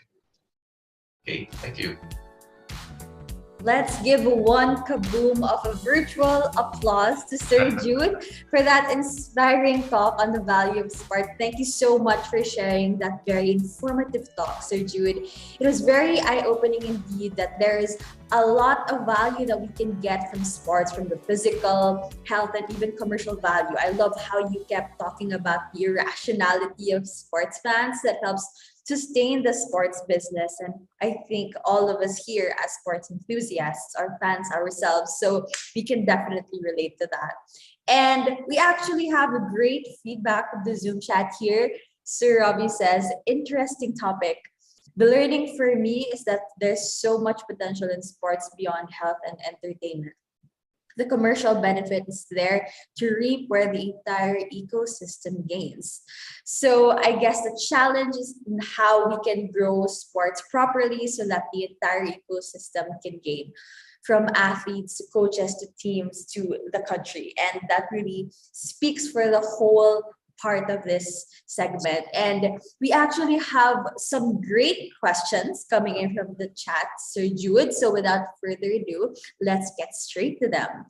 The first question here says, what I find interesting is that the potential of sports is huge, especially since the study has shown that more than any other occurrence or event, sports bring people together the most. What can this mean for the Philippine sports community?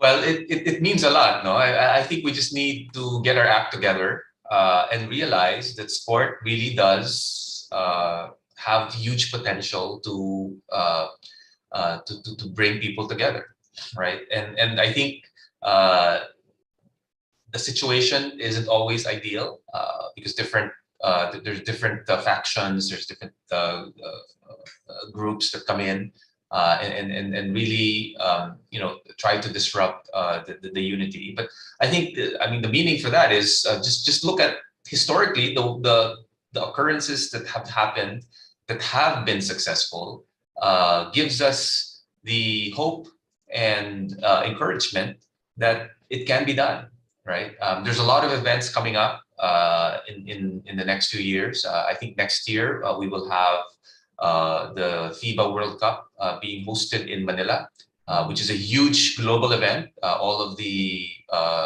global teams will be here, including most of them NBA players will be flying to Manila to play. And that's a great opportunity for us to show that we can unify the country, right? Everybody can really come together and showcase what the Philippines can do, And I've attended, as I've mentioned, a lot of global sporting events, and that's what it does to countries, right? I went to the Olympics in Beijing, I think a long time ago, 12 years ago, and they had 500,000 volunteers, right, to make that event happen all across China. I don't know if we'll get that many volunteers here, but I hope we can do something similar, right? And part of, and they really went through it. The whole country got unified to be able to showcase the city and themselves to the world, right? They got a lot of the students, they studied English even so that they can communicate properly to the athletes and to the delegates and the people who came in. So these events really has potential to do it. We just need, as part of the community, to kind of focus and get it done, right? And then I had mentioned the other occurrences, right? We hosted FIBA Asia here before. When we beat Korea, the whole country was unified, right? Heidelin Diaz winning the gold medal in Tokyo, the whole country was unified. Manny Pacquiao winning world championships, whole country is unified, right? So these opportunities will come, and it doesn't have to be to that scale. Actually, it can be even smaller. But it's just, I think potentially, it actually exists. Sport really does bring people together. We just got to figure out how to use it. Follow-up question to that, Sir Jude, is sports can be expensive, but is sports worth it? For me, I've already mentioned value, right? It's only worth it when people are happy with what they invested in, right? I don't think there's one answer to that, right? I do think in some cases it's expensive and it's not worth it. In some cases it's expensive and it's worth it.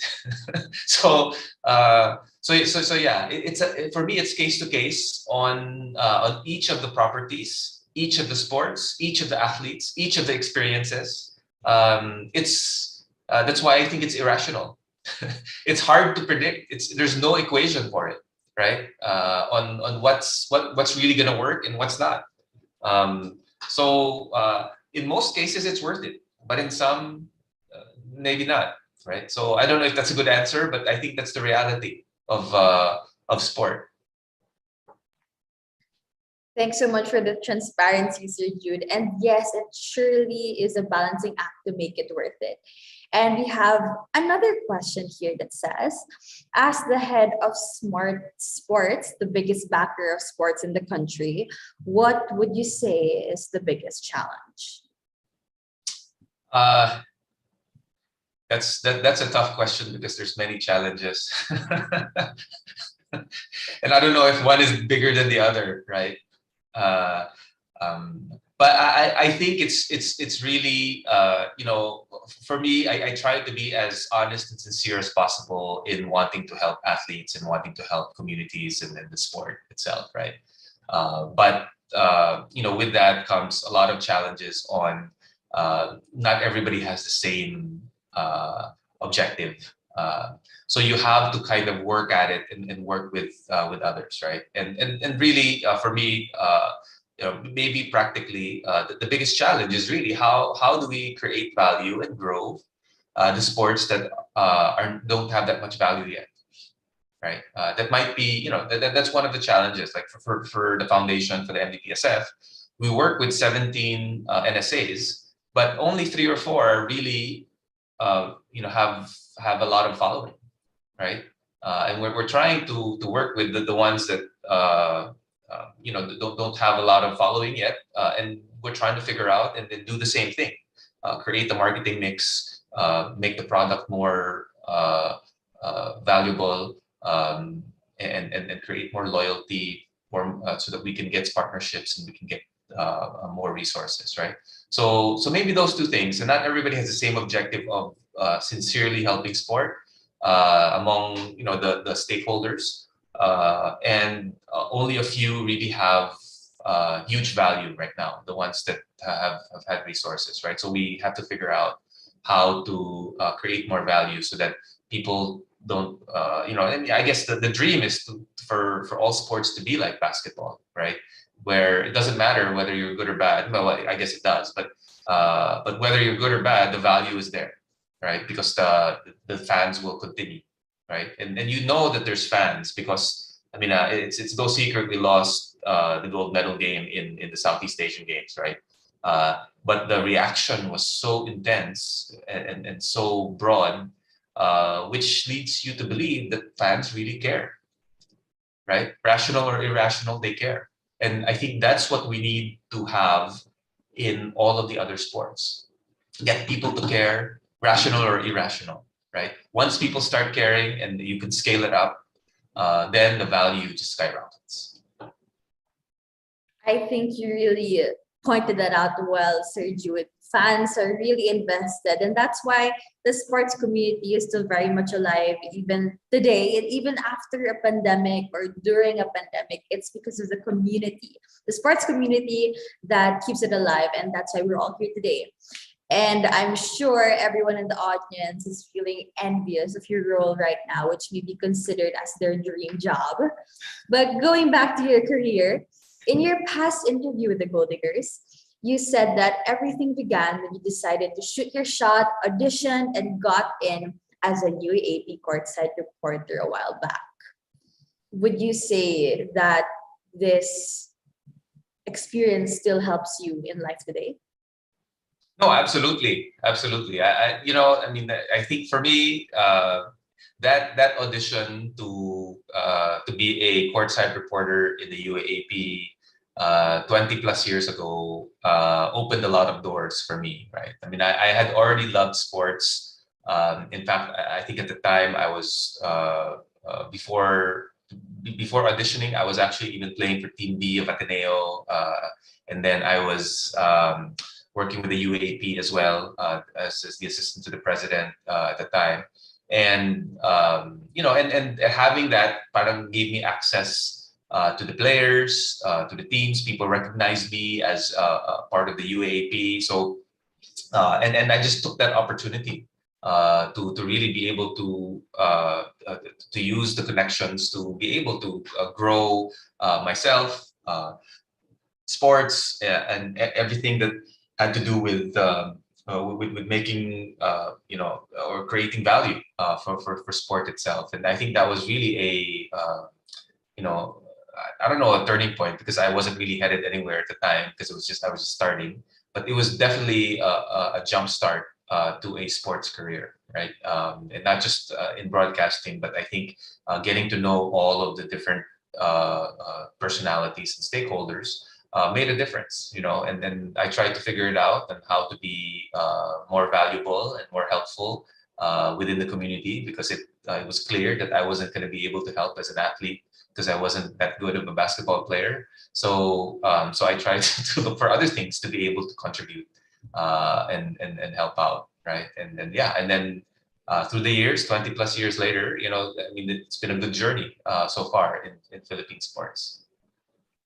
Sir Jude, I think a lot of our friends over here are taking down notes because the UAP is back.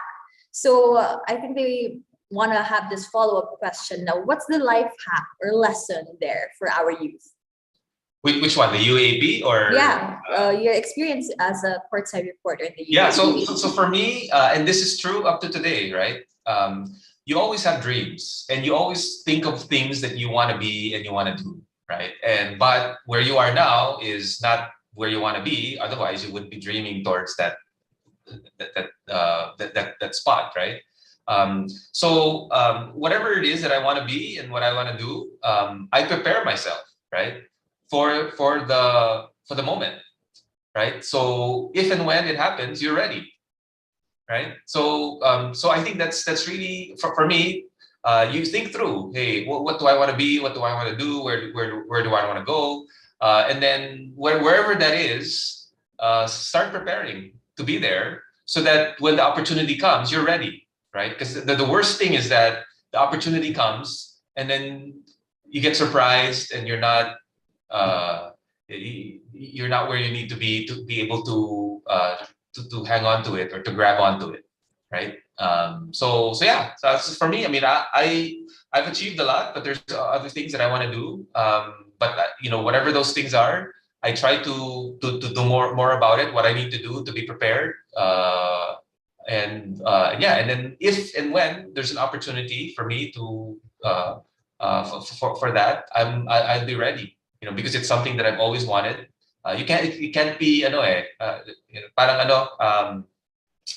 that whole saying, trust in God but lock your car. I mean, you got to do something about it, right? You just can't pray and pray and pray and then trust in God, right? But you have to do your part as well, right? So whatever it is that I strive for, I do my best to be prepared when and if that thing does come, right? And that opportunity does happen. I think it's a great place to end on that note, because the people today, the generation today, are all about the grind. They're all dreamers. They're all reaching for something. And it's important to keep that in mind. So again, thank you so much, Sir Jude. But before we go, it is now time for our next segment that we all like to call Crunch Time. All right, Sir Jude, so we're going to throw you some questions. All you have to do is answer them as fast as you can. No need to explain unless we can't help but ask. Are you ready, Sir Jude? Yeah, sure.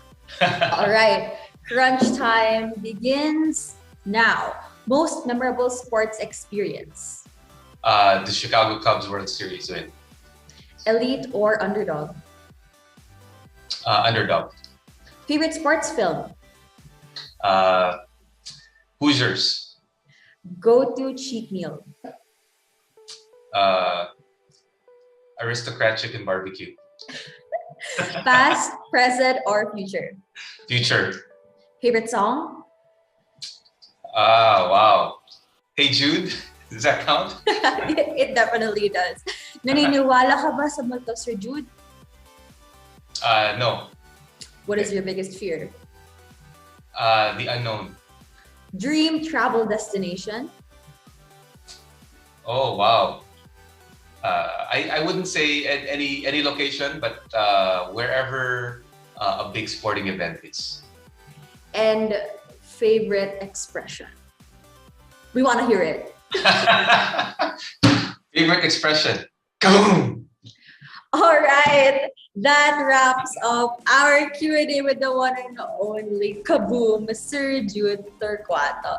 Thank you very much again for sharing your experience and expertise with us, Sir Jude. We totally enjoyed seeing the wider perspective of the sports ecosystem and how it contributes not just for the youth, but also for sports for the country in general. Thank you so much, and we'll see you again soon here at the Gold Diggers. Thank you. Thank you, everyone. Good to be here. Thanks. And of course, last but not the least, Gold Diggers, we have our final guest for the day who is joining us all the way from the other side of the globe.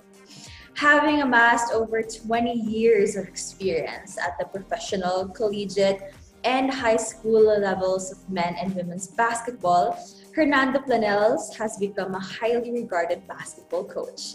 However, the success of leading his teams could not have been done without his practice of self-management. Now he is also a respected motivational speaker and a clinician as he strives to help organizations and individuals grow and strengthen their leadership, communication, and culture through improvisation. Gold Diggers, join me in giving a vibrant Filipino welcome to our special guest for today, Mr. Hernando Planels, aka Coach H. Magandang umaga, Coach H. How shall we say good evening instead? Good evening, right. It is 10 o'clock here in New Orleans, because that's where I'm at now. But no, it's great. I waited, I watched everybody. This is amazing. So I'm excited just to be here with my fellow people. The stage is yours, Coach H. What's that? Oh, great. All right. So I think I'm gonna try to share this screen. All right. We're gonna see if it's gonna work. And, oh, we're sharing the screen. Can you see the sharing the screen here? Amazing. All right, guys. Well, my name is Hernando. They call me H. I have all these different names and everything else, but today we're talking about self-management. And I'll go into my background and everything else. But right there, all the information that you need to go ahead and know what we're going to talk about today. All right. So of course, we've got right here what we're talking about today, the self-management key to success. But one of the big things as well too, guys, because I want you guys, we're always learning.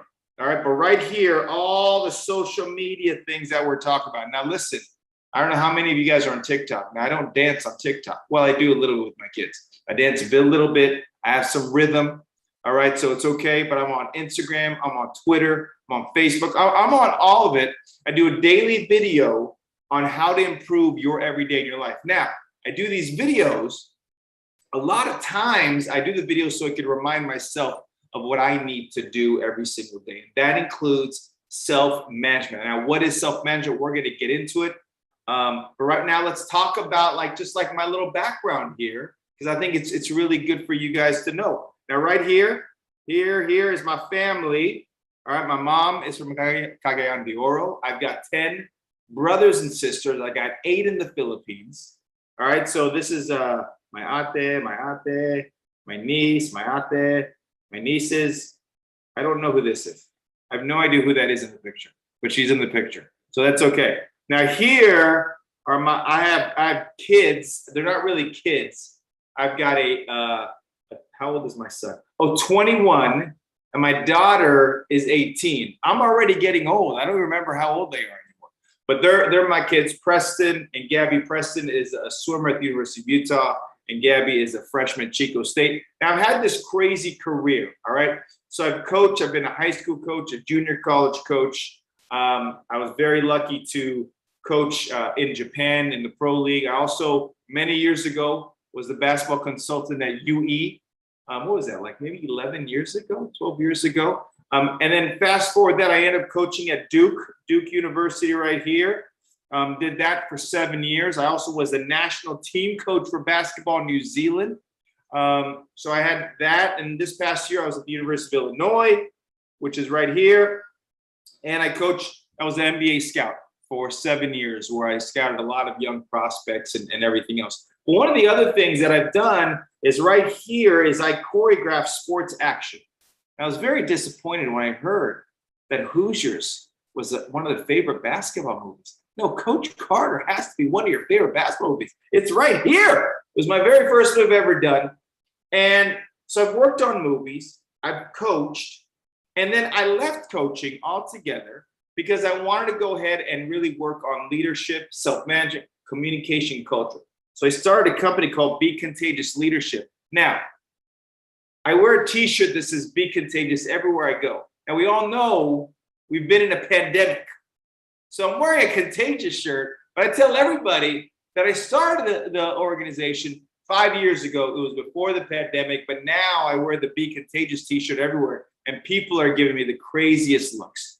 They're like, what is this guy? What is he doing?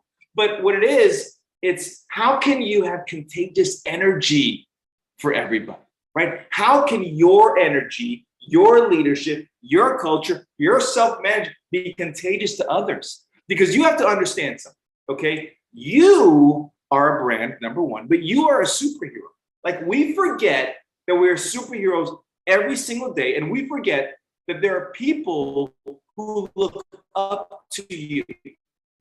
Really? Me? Someone's looking up to me? Yes! They're looking up to you because you are a person that they admire. And that's really what it comes down to, Be Contagious Leadership. So now I go ahead. So now my present work, I'm actually in New Orleans working on a TV show. I'm doing clinics and workshops all over the country as well. And I help out a little basketball. Actually, I helped out with the Philippine national team, the women's, and Coach Reyes came out as well too when they came out to California. So I do a little bit of everything, or a little bit of everything. But we're talking about self-management again. One of my favorite quotes, Rory Vaden, there's no such thing as time management. There's only self-management. You see, as we go through life, we all believe that we've got to manage our time. Why? Because people tell us this all the time. Manage your time. Know what you have here. You have this schedule from 8 to 9, 9 to 10, 10 to 11. All that stuff can come together when you manage yourself. Like, what are you doing on a daily level so that you can go ahead and attain a high level, right? We're all chasing dreams. We're all trying to find our path in life. And self-management is a big, big part of it, all right? So here it is. What is self-management? As you can see right there, it is our ability to manage our behaviors, thoughts, emotions in a conscious and productive way. Now, number one, I want you to kind of think about right now your behaviors. Are your behaviors showing where you want to be, right? Are you taking care of yourself? Are you eating right? Are you getting up early or late? Whatever you have to do. All right, that's the one part. The second part is our thoughts right here. What are we thinking, right? Are we just thinking to be positive? Or are we actually thinking and putting out into the world, what are the next steps that we are going to do? There is a difference between thinking positive and actually thinking in a way that moves our feet, our mind, our body toward the goal that we want to be. Now that ties into our emotional standpoint. Guys, listen, we're all emotional. We hear this romantic song, we're like, oh my gosh. Oh, I love this song. We do all this emotional stuff. It's wearing you down. I gotta tell you, but you've got to be calm. You can't let your emotions get in the way because emotions in many ways controls our life. And when the emotions control our life, then we cannot manage ourselves. All right, so we manage our behaviors, our thoughts and emotions in a productive way. The very last thing right here, which I think is so important, productive way, then only then are we able to move forward in what we're trying to do. So this is what I want you to do right now. Okay, do me a favor. I want you to write two behaviors, all right? Two behaviors right now, wherever you are, that you believe is helping you move forward. All right, I'm gonna give you about 15 seconds. I shouldn't take that. All right, 15 seconds, and now, go, two behaviors. You got 8 seconds. Time, great. All right, hopefully you have your two behaviors. Okay, now the second thing, I have horrible writing. I'm so sorry, horrible writing. Now I want you to write two thoughts about yourself every day. What are two things that you think about yourself and you're like, you know what? I'm amazing. I get stuff done. I am responsible, right? Two thoughts. You got 10 seconds now because that shouldn't take you that long.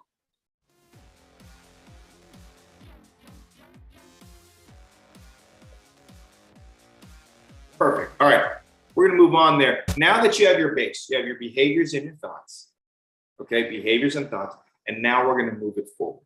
Okay. Now, there are 4 basic human needs that we need to connect and engage, not only with others, but with ourselves. Okay. So important. Now, we have to trust. Who are we trusting? Ourselves. Can we trust ourselves to make the right choices in life that moves us forward? Do we trust ourselves, and do others trust us? Because once we start trusting ourselves, we are building ourselves upwards out of the 4 human needs of connection and engagement. The second part right here is hope. You've got to be a hope dealer, guys.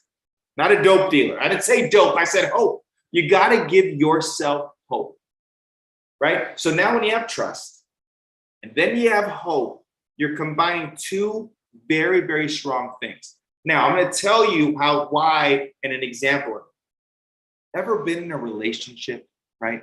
And it's not doing well, right? And you have these conversations, and then your partner tells you things where you could start trusting them, right? And that trust is like, okay, I could trust my partner. Okay, everything's getting a little better. Then you have more conversations, right? And your partner now is giving you more things, more ideas that gives you hope, such as, baby, don't worry, I'm gonna find a good job now. Or don't worry, I'll pick up the towel from the bed, right? They give you hope. So now you got trust and hope, and now you're like, oh, I love you again, right? It's the same thing that happens in life. Trust and hope allows you to have better self-management. Now, these 2 things right here, okay, sense of self-worth and competency. Now, self-worth comes from what we believe in ourselves, okay? Right, in this last screen here, we talked about our 2 thoughts. 2 thoughts are very similar to sense of worth, right? Because what we think of ourselves is exactly what we think of our worth. Every single morning, all right, you guys are gonna laugh at me, all right? Every single morning, I wake up, I look in the mirror, and I say, Hernando, today is gonna be the greatest day ever because you're a badass. I know, I said a bad word, I'm sorry. But listen to those words, right? Today is gonna be a great day because I am a blah, blah, blah. Right? What I am statement are you saying to yourself? I am this, I am that. That grows your confidence and your self-worth. And the last thing here is the need to feel competent. When you finish a job, you feel competent. When you finish something on your to-do list, you feel confident. When you are able to manage your time, you're going to end up feeling confident, and that's going to help you grow over and over again. Now, these are just things. Right now, you do need all 4 in order for you to move forward. Right? Now, you do this every single day by having this sort of plan of action. I'm not a huge fan of the word goals. Okay, not at all. I don't like the word goals. I like the word, actually, mission. What's my mission for today? Right? What am I going to head toward today? What am I get done today? This will be my mission. All right, now, so one of the things that we have to improve our skills and tips when it comes to self-management. All right, right here, stress management is huge. How many are stressed? Raise your hand. Well, I can't see you, so it doesn't matter. I hope you raise your hand because we all deal with stress somewhere along the line. Now, if you watch my videos, don't forget, follow me. Follow me, I'll follow you back, don't worry. But I talk about exercising your body, right? Every day I go for a walk. You got to get out, right? You've got to go for a walk. You got to go for a drive. You got to go to the gym. You got to jump rope, do something. That alleviates the stress. And I'm going to tell you, you may feel like, oh, coach, man, I don't want to work out today. We all say that. But it's the same thing when you are with your friends, okay? And your friends tell you, hey, let's go out. Let's go out. And you're like, no, I'm tired. How many of you guys say that? I say it all the time. But then what happens? You end up going with your friends and you have a big party. Then you have the time of your life, right? It happens to us all the time. It's the same thing with exercise. So get up every single day and do something to get your stress going, okay? Other parts, figure out a hobby. Do you have a hobby? I don't have a hobby, but you know what my hobby is? I do a lot of social media, that's my hobby. Find something that alleviates your stress so you can go ahead and now I alleviate my stress, I'm taking self-management to the next level. All right, next thing, time management, organization skills. Notice earlier I said, hey, it's not about time management, it isn't. But when you organize your skills right here, when you do this, all of a sudden, this is my old slide here. So like I said, I don't like the word goals, right? Does anybody remember the word I like? All together? Don't worry. Count of three. 1, 2, 3. Mission. This is our mission. What is our mission today?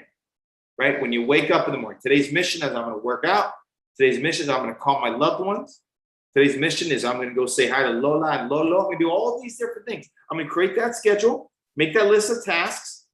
And now one of the big things right here, break large tasks into smaller tasks. Now, how do you do that, right? Let's say you have a big list of things to do.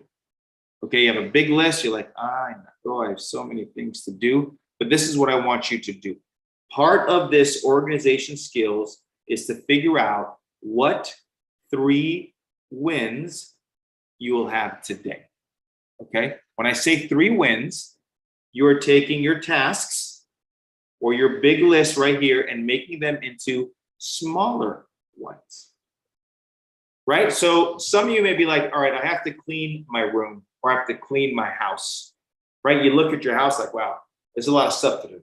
But now if I want to clean my house, no, let's do the living room first. Great.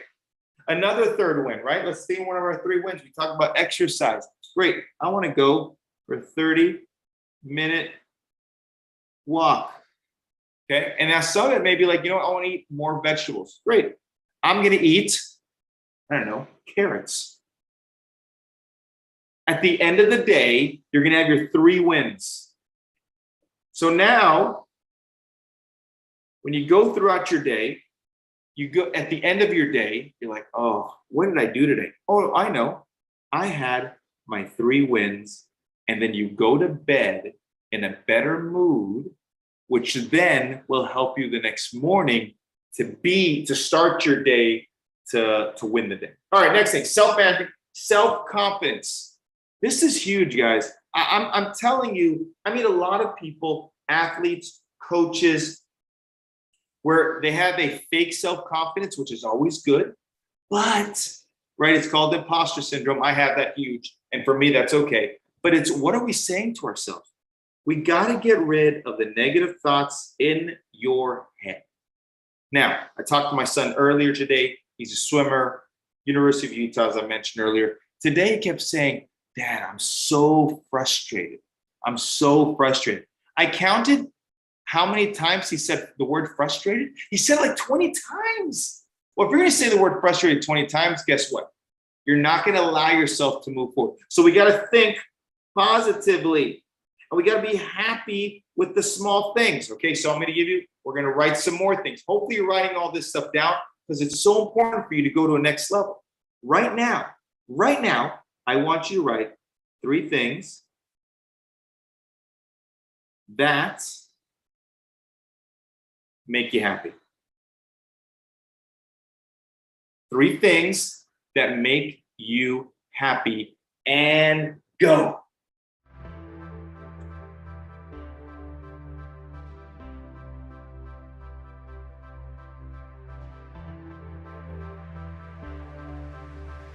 15 seconds left. Hopefully it's not taking that long. Because if it is, we have a big problem. Huge problem. We can't do that. 5 seconds. Perfect. Done. Gotta have right those 3 things. All right. You have to understand something, and I hope you are. Like, when you create happiness in your life, you create better self-management because you are feeling better about yourself. Think about that for a second, right? If I can make myself happy because I'm in control of my life, then the self-management part of it becomes easier. Here's another thing, chat with positive people.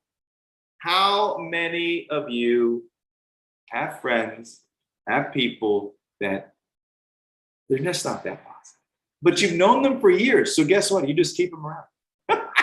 I'm not saying cut them off, but I'm saying, hey, are they feeding your soul? Right? Because if they're sucking stuff out of you, then how are you going to be on top of self-management? How?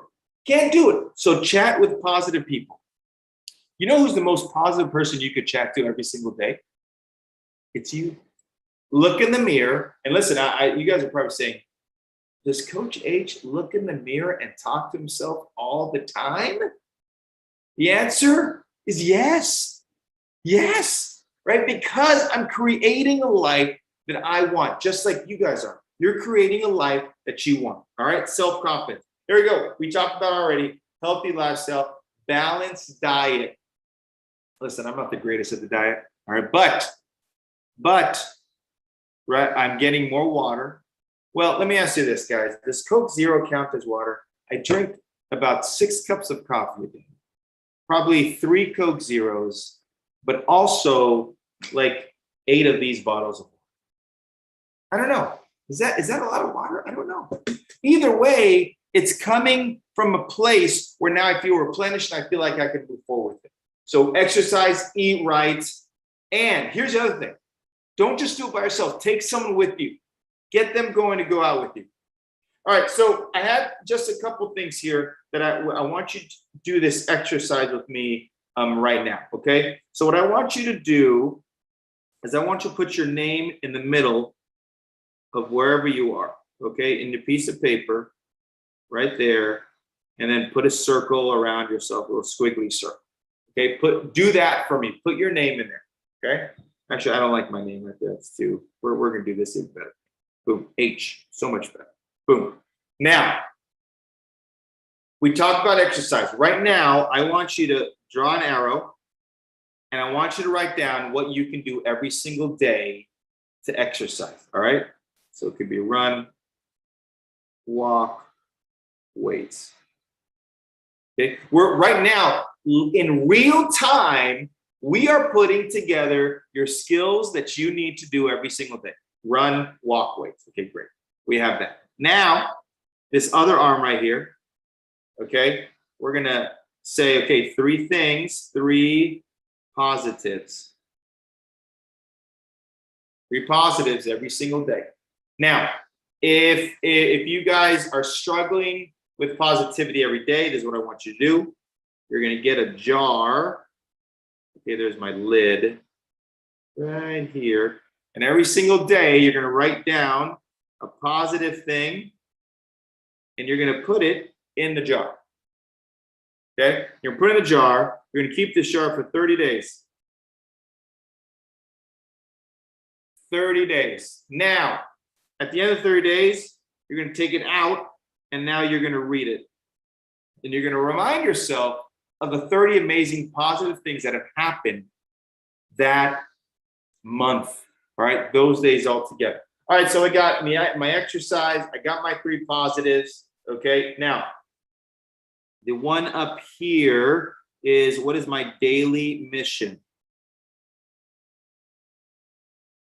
Now, that daily mission is at the top of everything that you write down. And that daily mission could be, I'm gonna complete something. Now, from that daily mission, I ran out of time.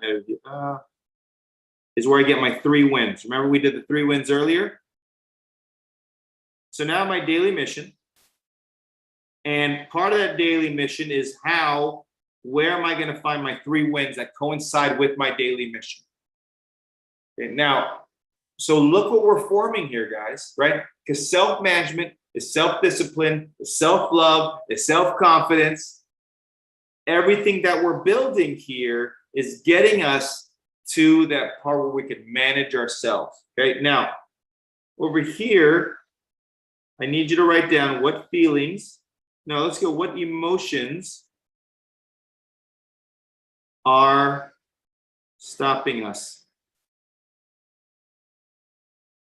Huge part.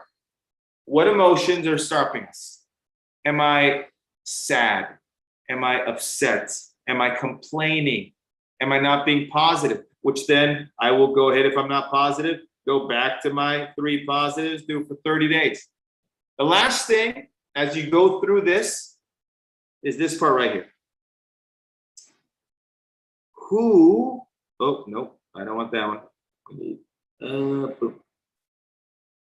We need to surround yourselves with 3 people who are energy. Who gives you energy? Who is filling your life? Who is filling your buckets? Right? Well, we create this sort of map of management. What we are doing is we are creating a life that we want in the different steps that we have. Now, I'm not giving you a daily routine. I'm not giving you like, this is what you need to do every single day. I'm saying when you start putting all of this together, okay, all of it together, all of a sudden your daily work becomes better. Okay, now here's a couple things, just a couple notes I want you guys to think about, and we don't have to go over all of them, but here, this is a big part here, guys. Keep your promises. You got to keep your promises. You got to do what you say you're going to do. And the most important thing is to keep a promise to yourself. Right? I promise to work out. I promise to be positive. I promise to be a great energy person to someone else. Like, I'm promising. Like that is so important when you are moving. Focus on what you can control. So many of us allow the things to get in the way. When I was coaching, right? When I was coaching, I was with the Boston Celtics. I coached their NBA G League team.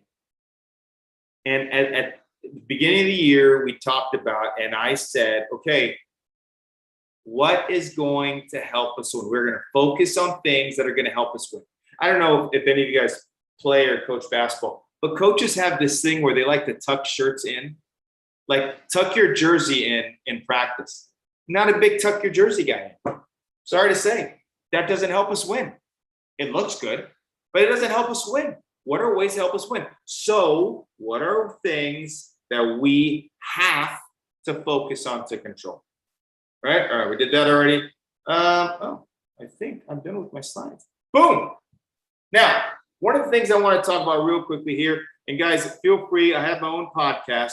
Love for you to go ahead, jump on there. We talk about leadership, we talk about culture, we talk about how to improve your life. But one of the things I want to stress to you today over everything, in case there are any questions, is you, and I'm so passionate about this, like you create the magic in your life. Like, I know we all go through hard things. The pandemic was horrible, not seeing people, sports is so horrible. But you create your own magic. Because there are already too many people in the world who aren't doing that. And now when you create your own magic, when you create your life, where you take step by step to move forward, all of a sudden, right, things go in your direction. I know that you're gonna be like, well, you know, coach, this happened to me, this happened to me. Yes, I know, right? My mom right now, and she lives in downtown LA, she's starting dementia, right? That she's forgetting everything. She called me, she called me this morning, hey, Junior, hey, Mom. She goes, I'm calling you back. I said, Mom, I texted you 10 days ago, right? Like, it's all these things. We all have our hardships. but what are you doing to create magic? So, because my mom is going through that, I just make her laugh.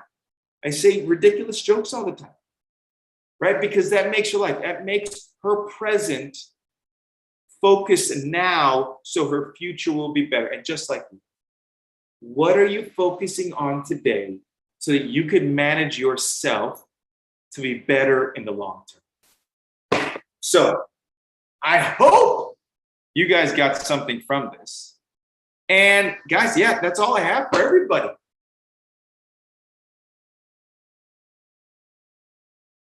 Uh-oh. We're good? Do we have any questions? All right, so let's give a massive virtual applause to Coach H for that inspiring talk on the importance of self-management. That was great and practical workshop and a great reminder for our youth on how to manage our ability, thoughts and behaviors and emotions to attain a high level of productivity to help us achieve our goals. I love how you started with saying that self-management is better than time management. I love that how you said that you understood that we as ourselves are projects and we can break down our lives into smaller tasks in order to make them easier to accomplish and get us ready for our daily wins. And of course, what we think of ourselves is what we think of our worth. And that's what we get from talking to ourselves on the mirror. It does go a long way. But I'm sure you guys are at the edge of your seats with all your exciting questions after hearing such inspiring words from Coach H. His energy was so contagious. So without further ado, let's go straight to the questions.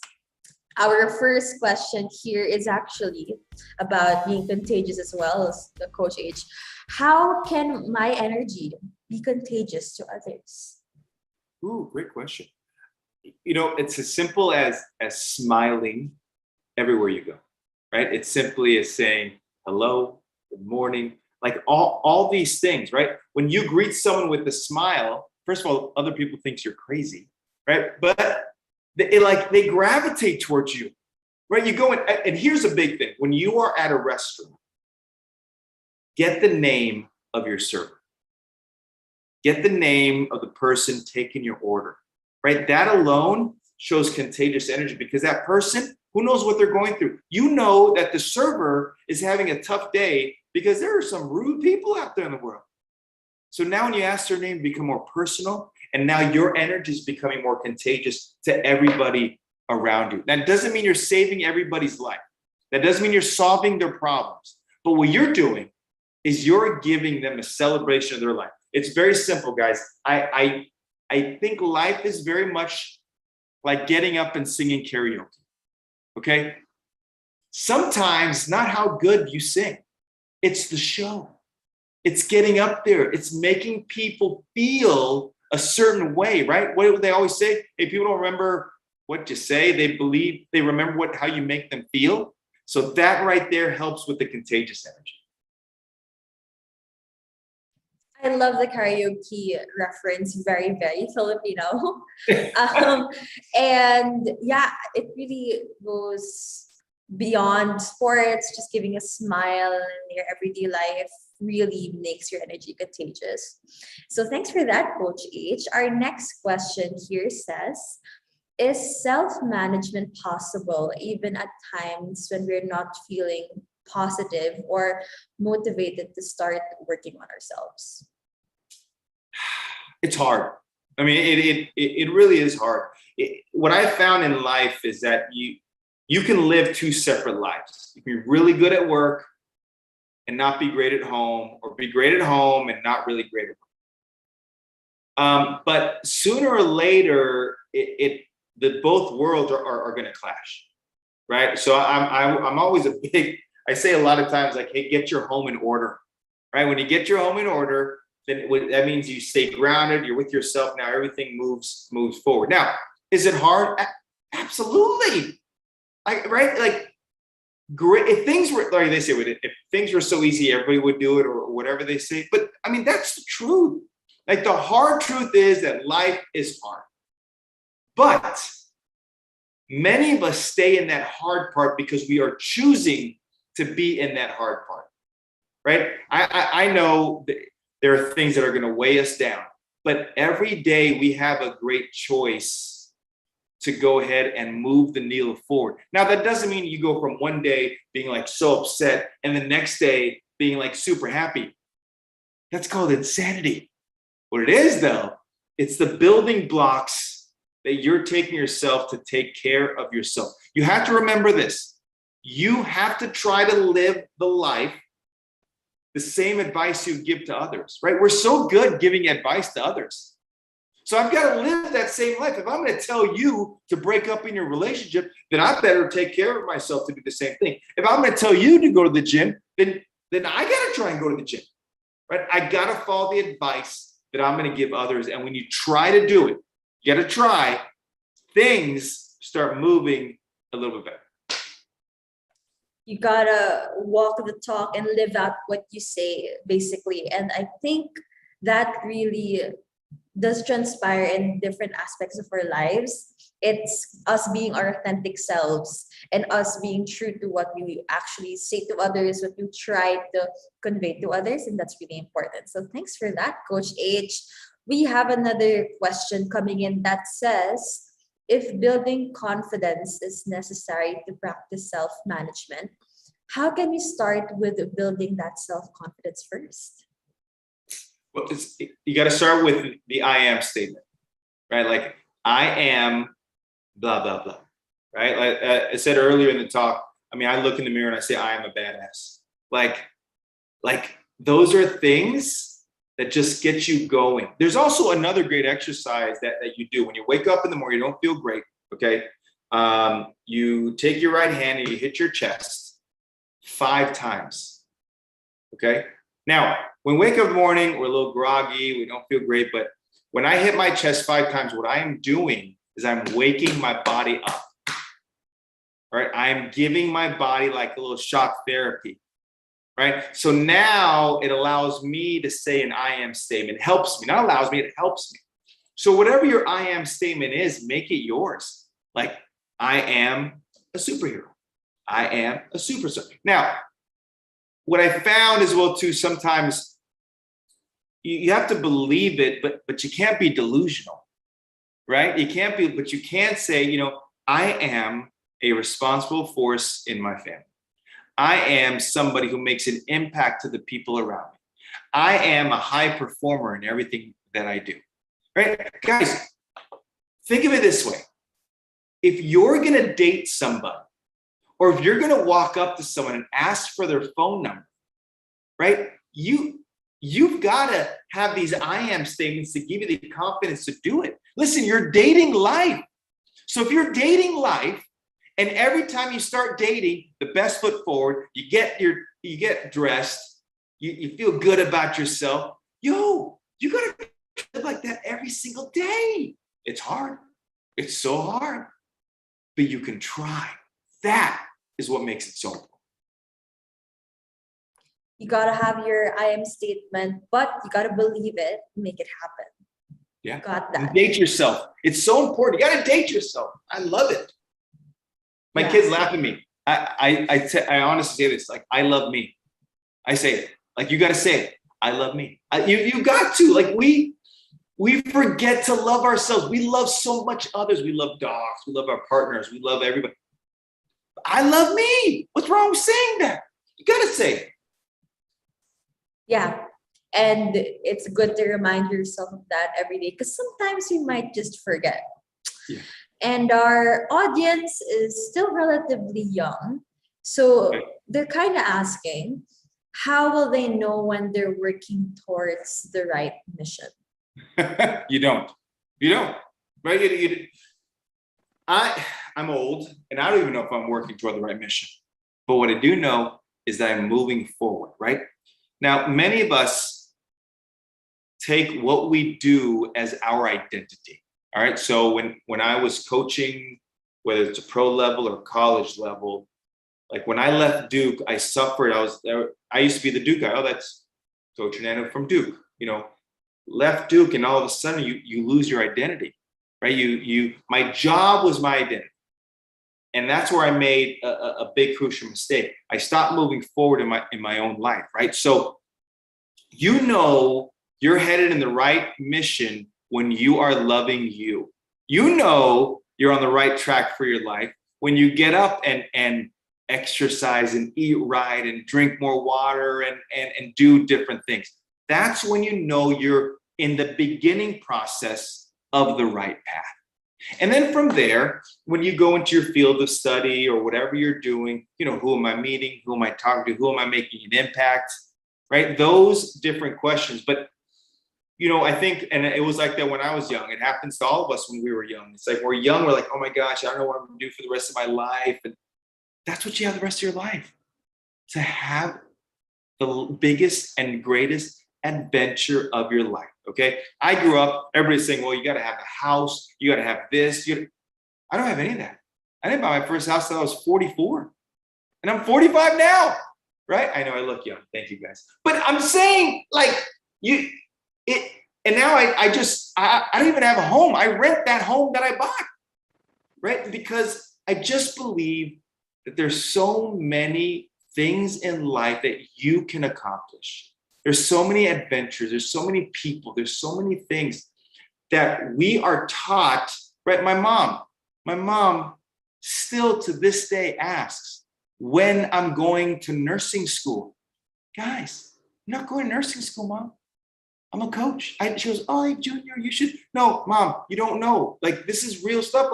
I'm already on my way. So by you taking those steps every single day for yourself and self-managing you find your mission through what you're doing. I like that, Coach. Basically, you're saying that we have to try things out or go through things first to learn what our purpose can be. And Yes. the important thing is to try and move forward, wherever that is, right? Yes. Yes. And speaking of moving forward, what lessons from coaching do you still take with you now that you're focusing more on your current mission?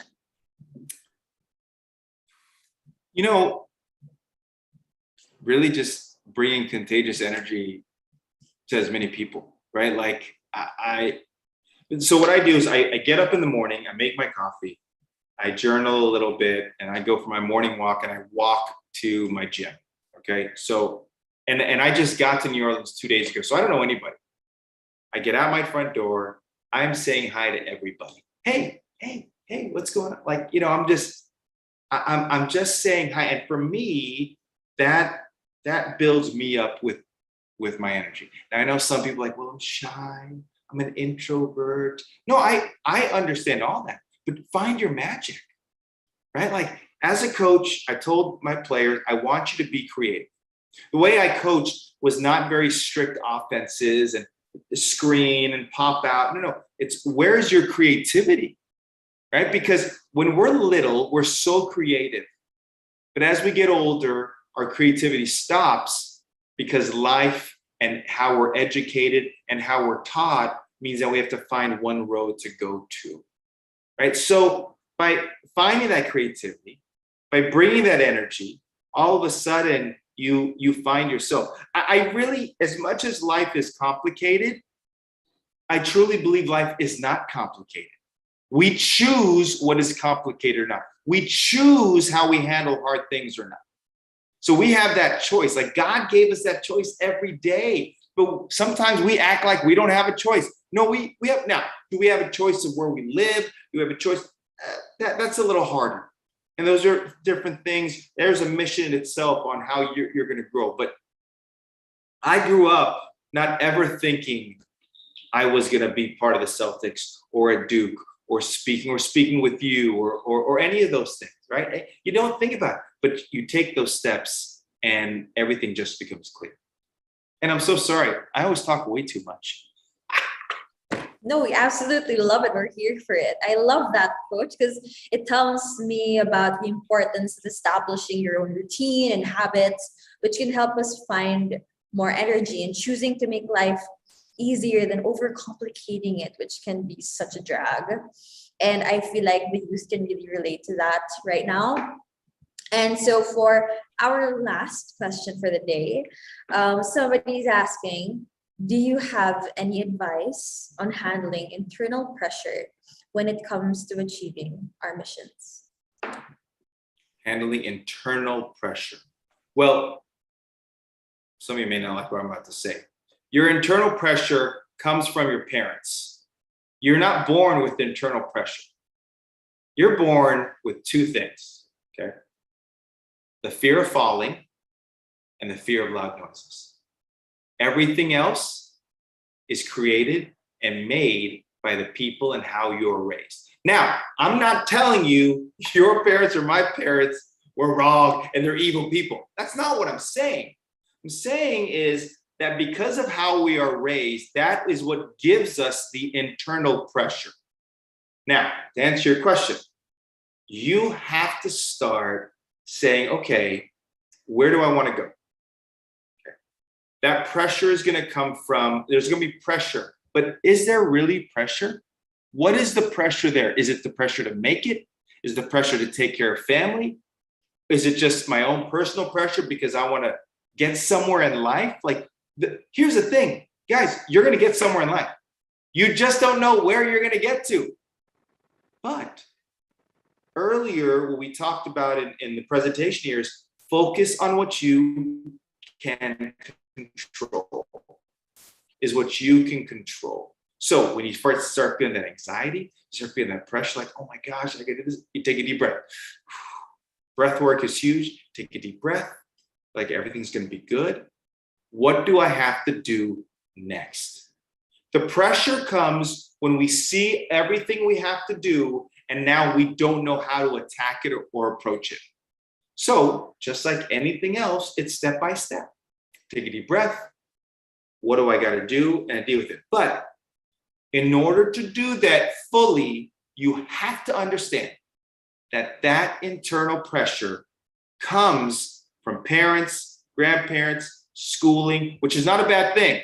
But when you can control that, then all of a sudden you're going in a way where you're going to feel really good about yourself. And because you don't feel, it's so funny too, people feel like, well, if I don't feel pressure, that means I don't care. No, that is not true at all. Right? Like, oh, I don't have this feeling, so I must not care. No. You have this feeling. You just have learned how to self-manage that type of emotion in your life. Woo, that was good. That was good. That was really good. That was revealing, Coach. We love how you mentioned how we're raised affects how we view challenges, and starting by being aware of where the pressure comes from can allow us to focus on what we can control. And from there, take it one step at a time. Really, really useful stuff, Coach. Thank you so much. That was so awesome. And I just really want to go back to the I am statements, which I loved, which are sort of triggers for self-fulfilling prophecies. It's all great. So many things we can get from this. But before we let you go, of course, we can't let you go without going through our next segment that we like to call Crunch Time. All right, Coach H, we're gonna get to know you more personally, and we're gonna throw you some questions. All you have to do is answer as fast as you can. No need to explain unless you can't help but ask. Are you ready, Coach H? I'm ready. Let's go. Bring it. Come on. All right, crunch time starts now. Offense or defense? Offense. Defense. Air ball, a three-pointer, or miss a layup? Wow. Air ball, three-pointer. Jump shot or hook shot? You said jump shot or hook shot? Yes. Jump shot. Live pause button or live rewind button? Oh, life pause. There are no regrets in life. Favorite book? I don't read. Favorite Filipino food?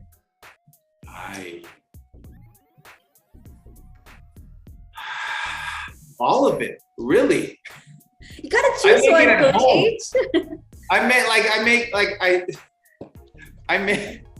it. So I'm old, so I live by myself. So I make all the Filipino food.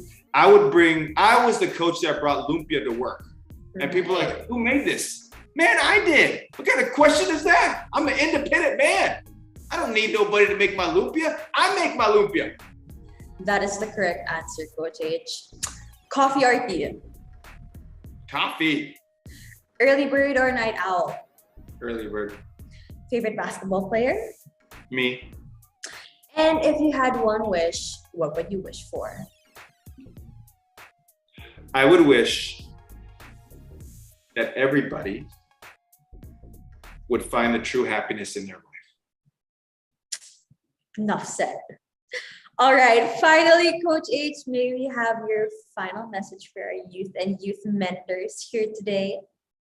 Yeah, you know what? You're amazing.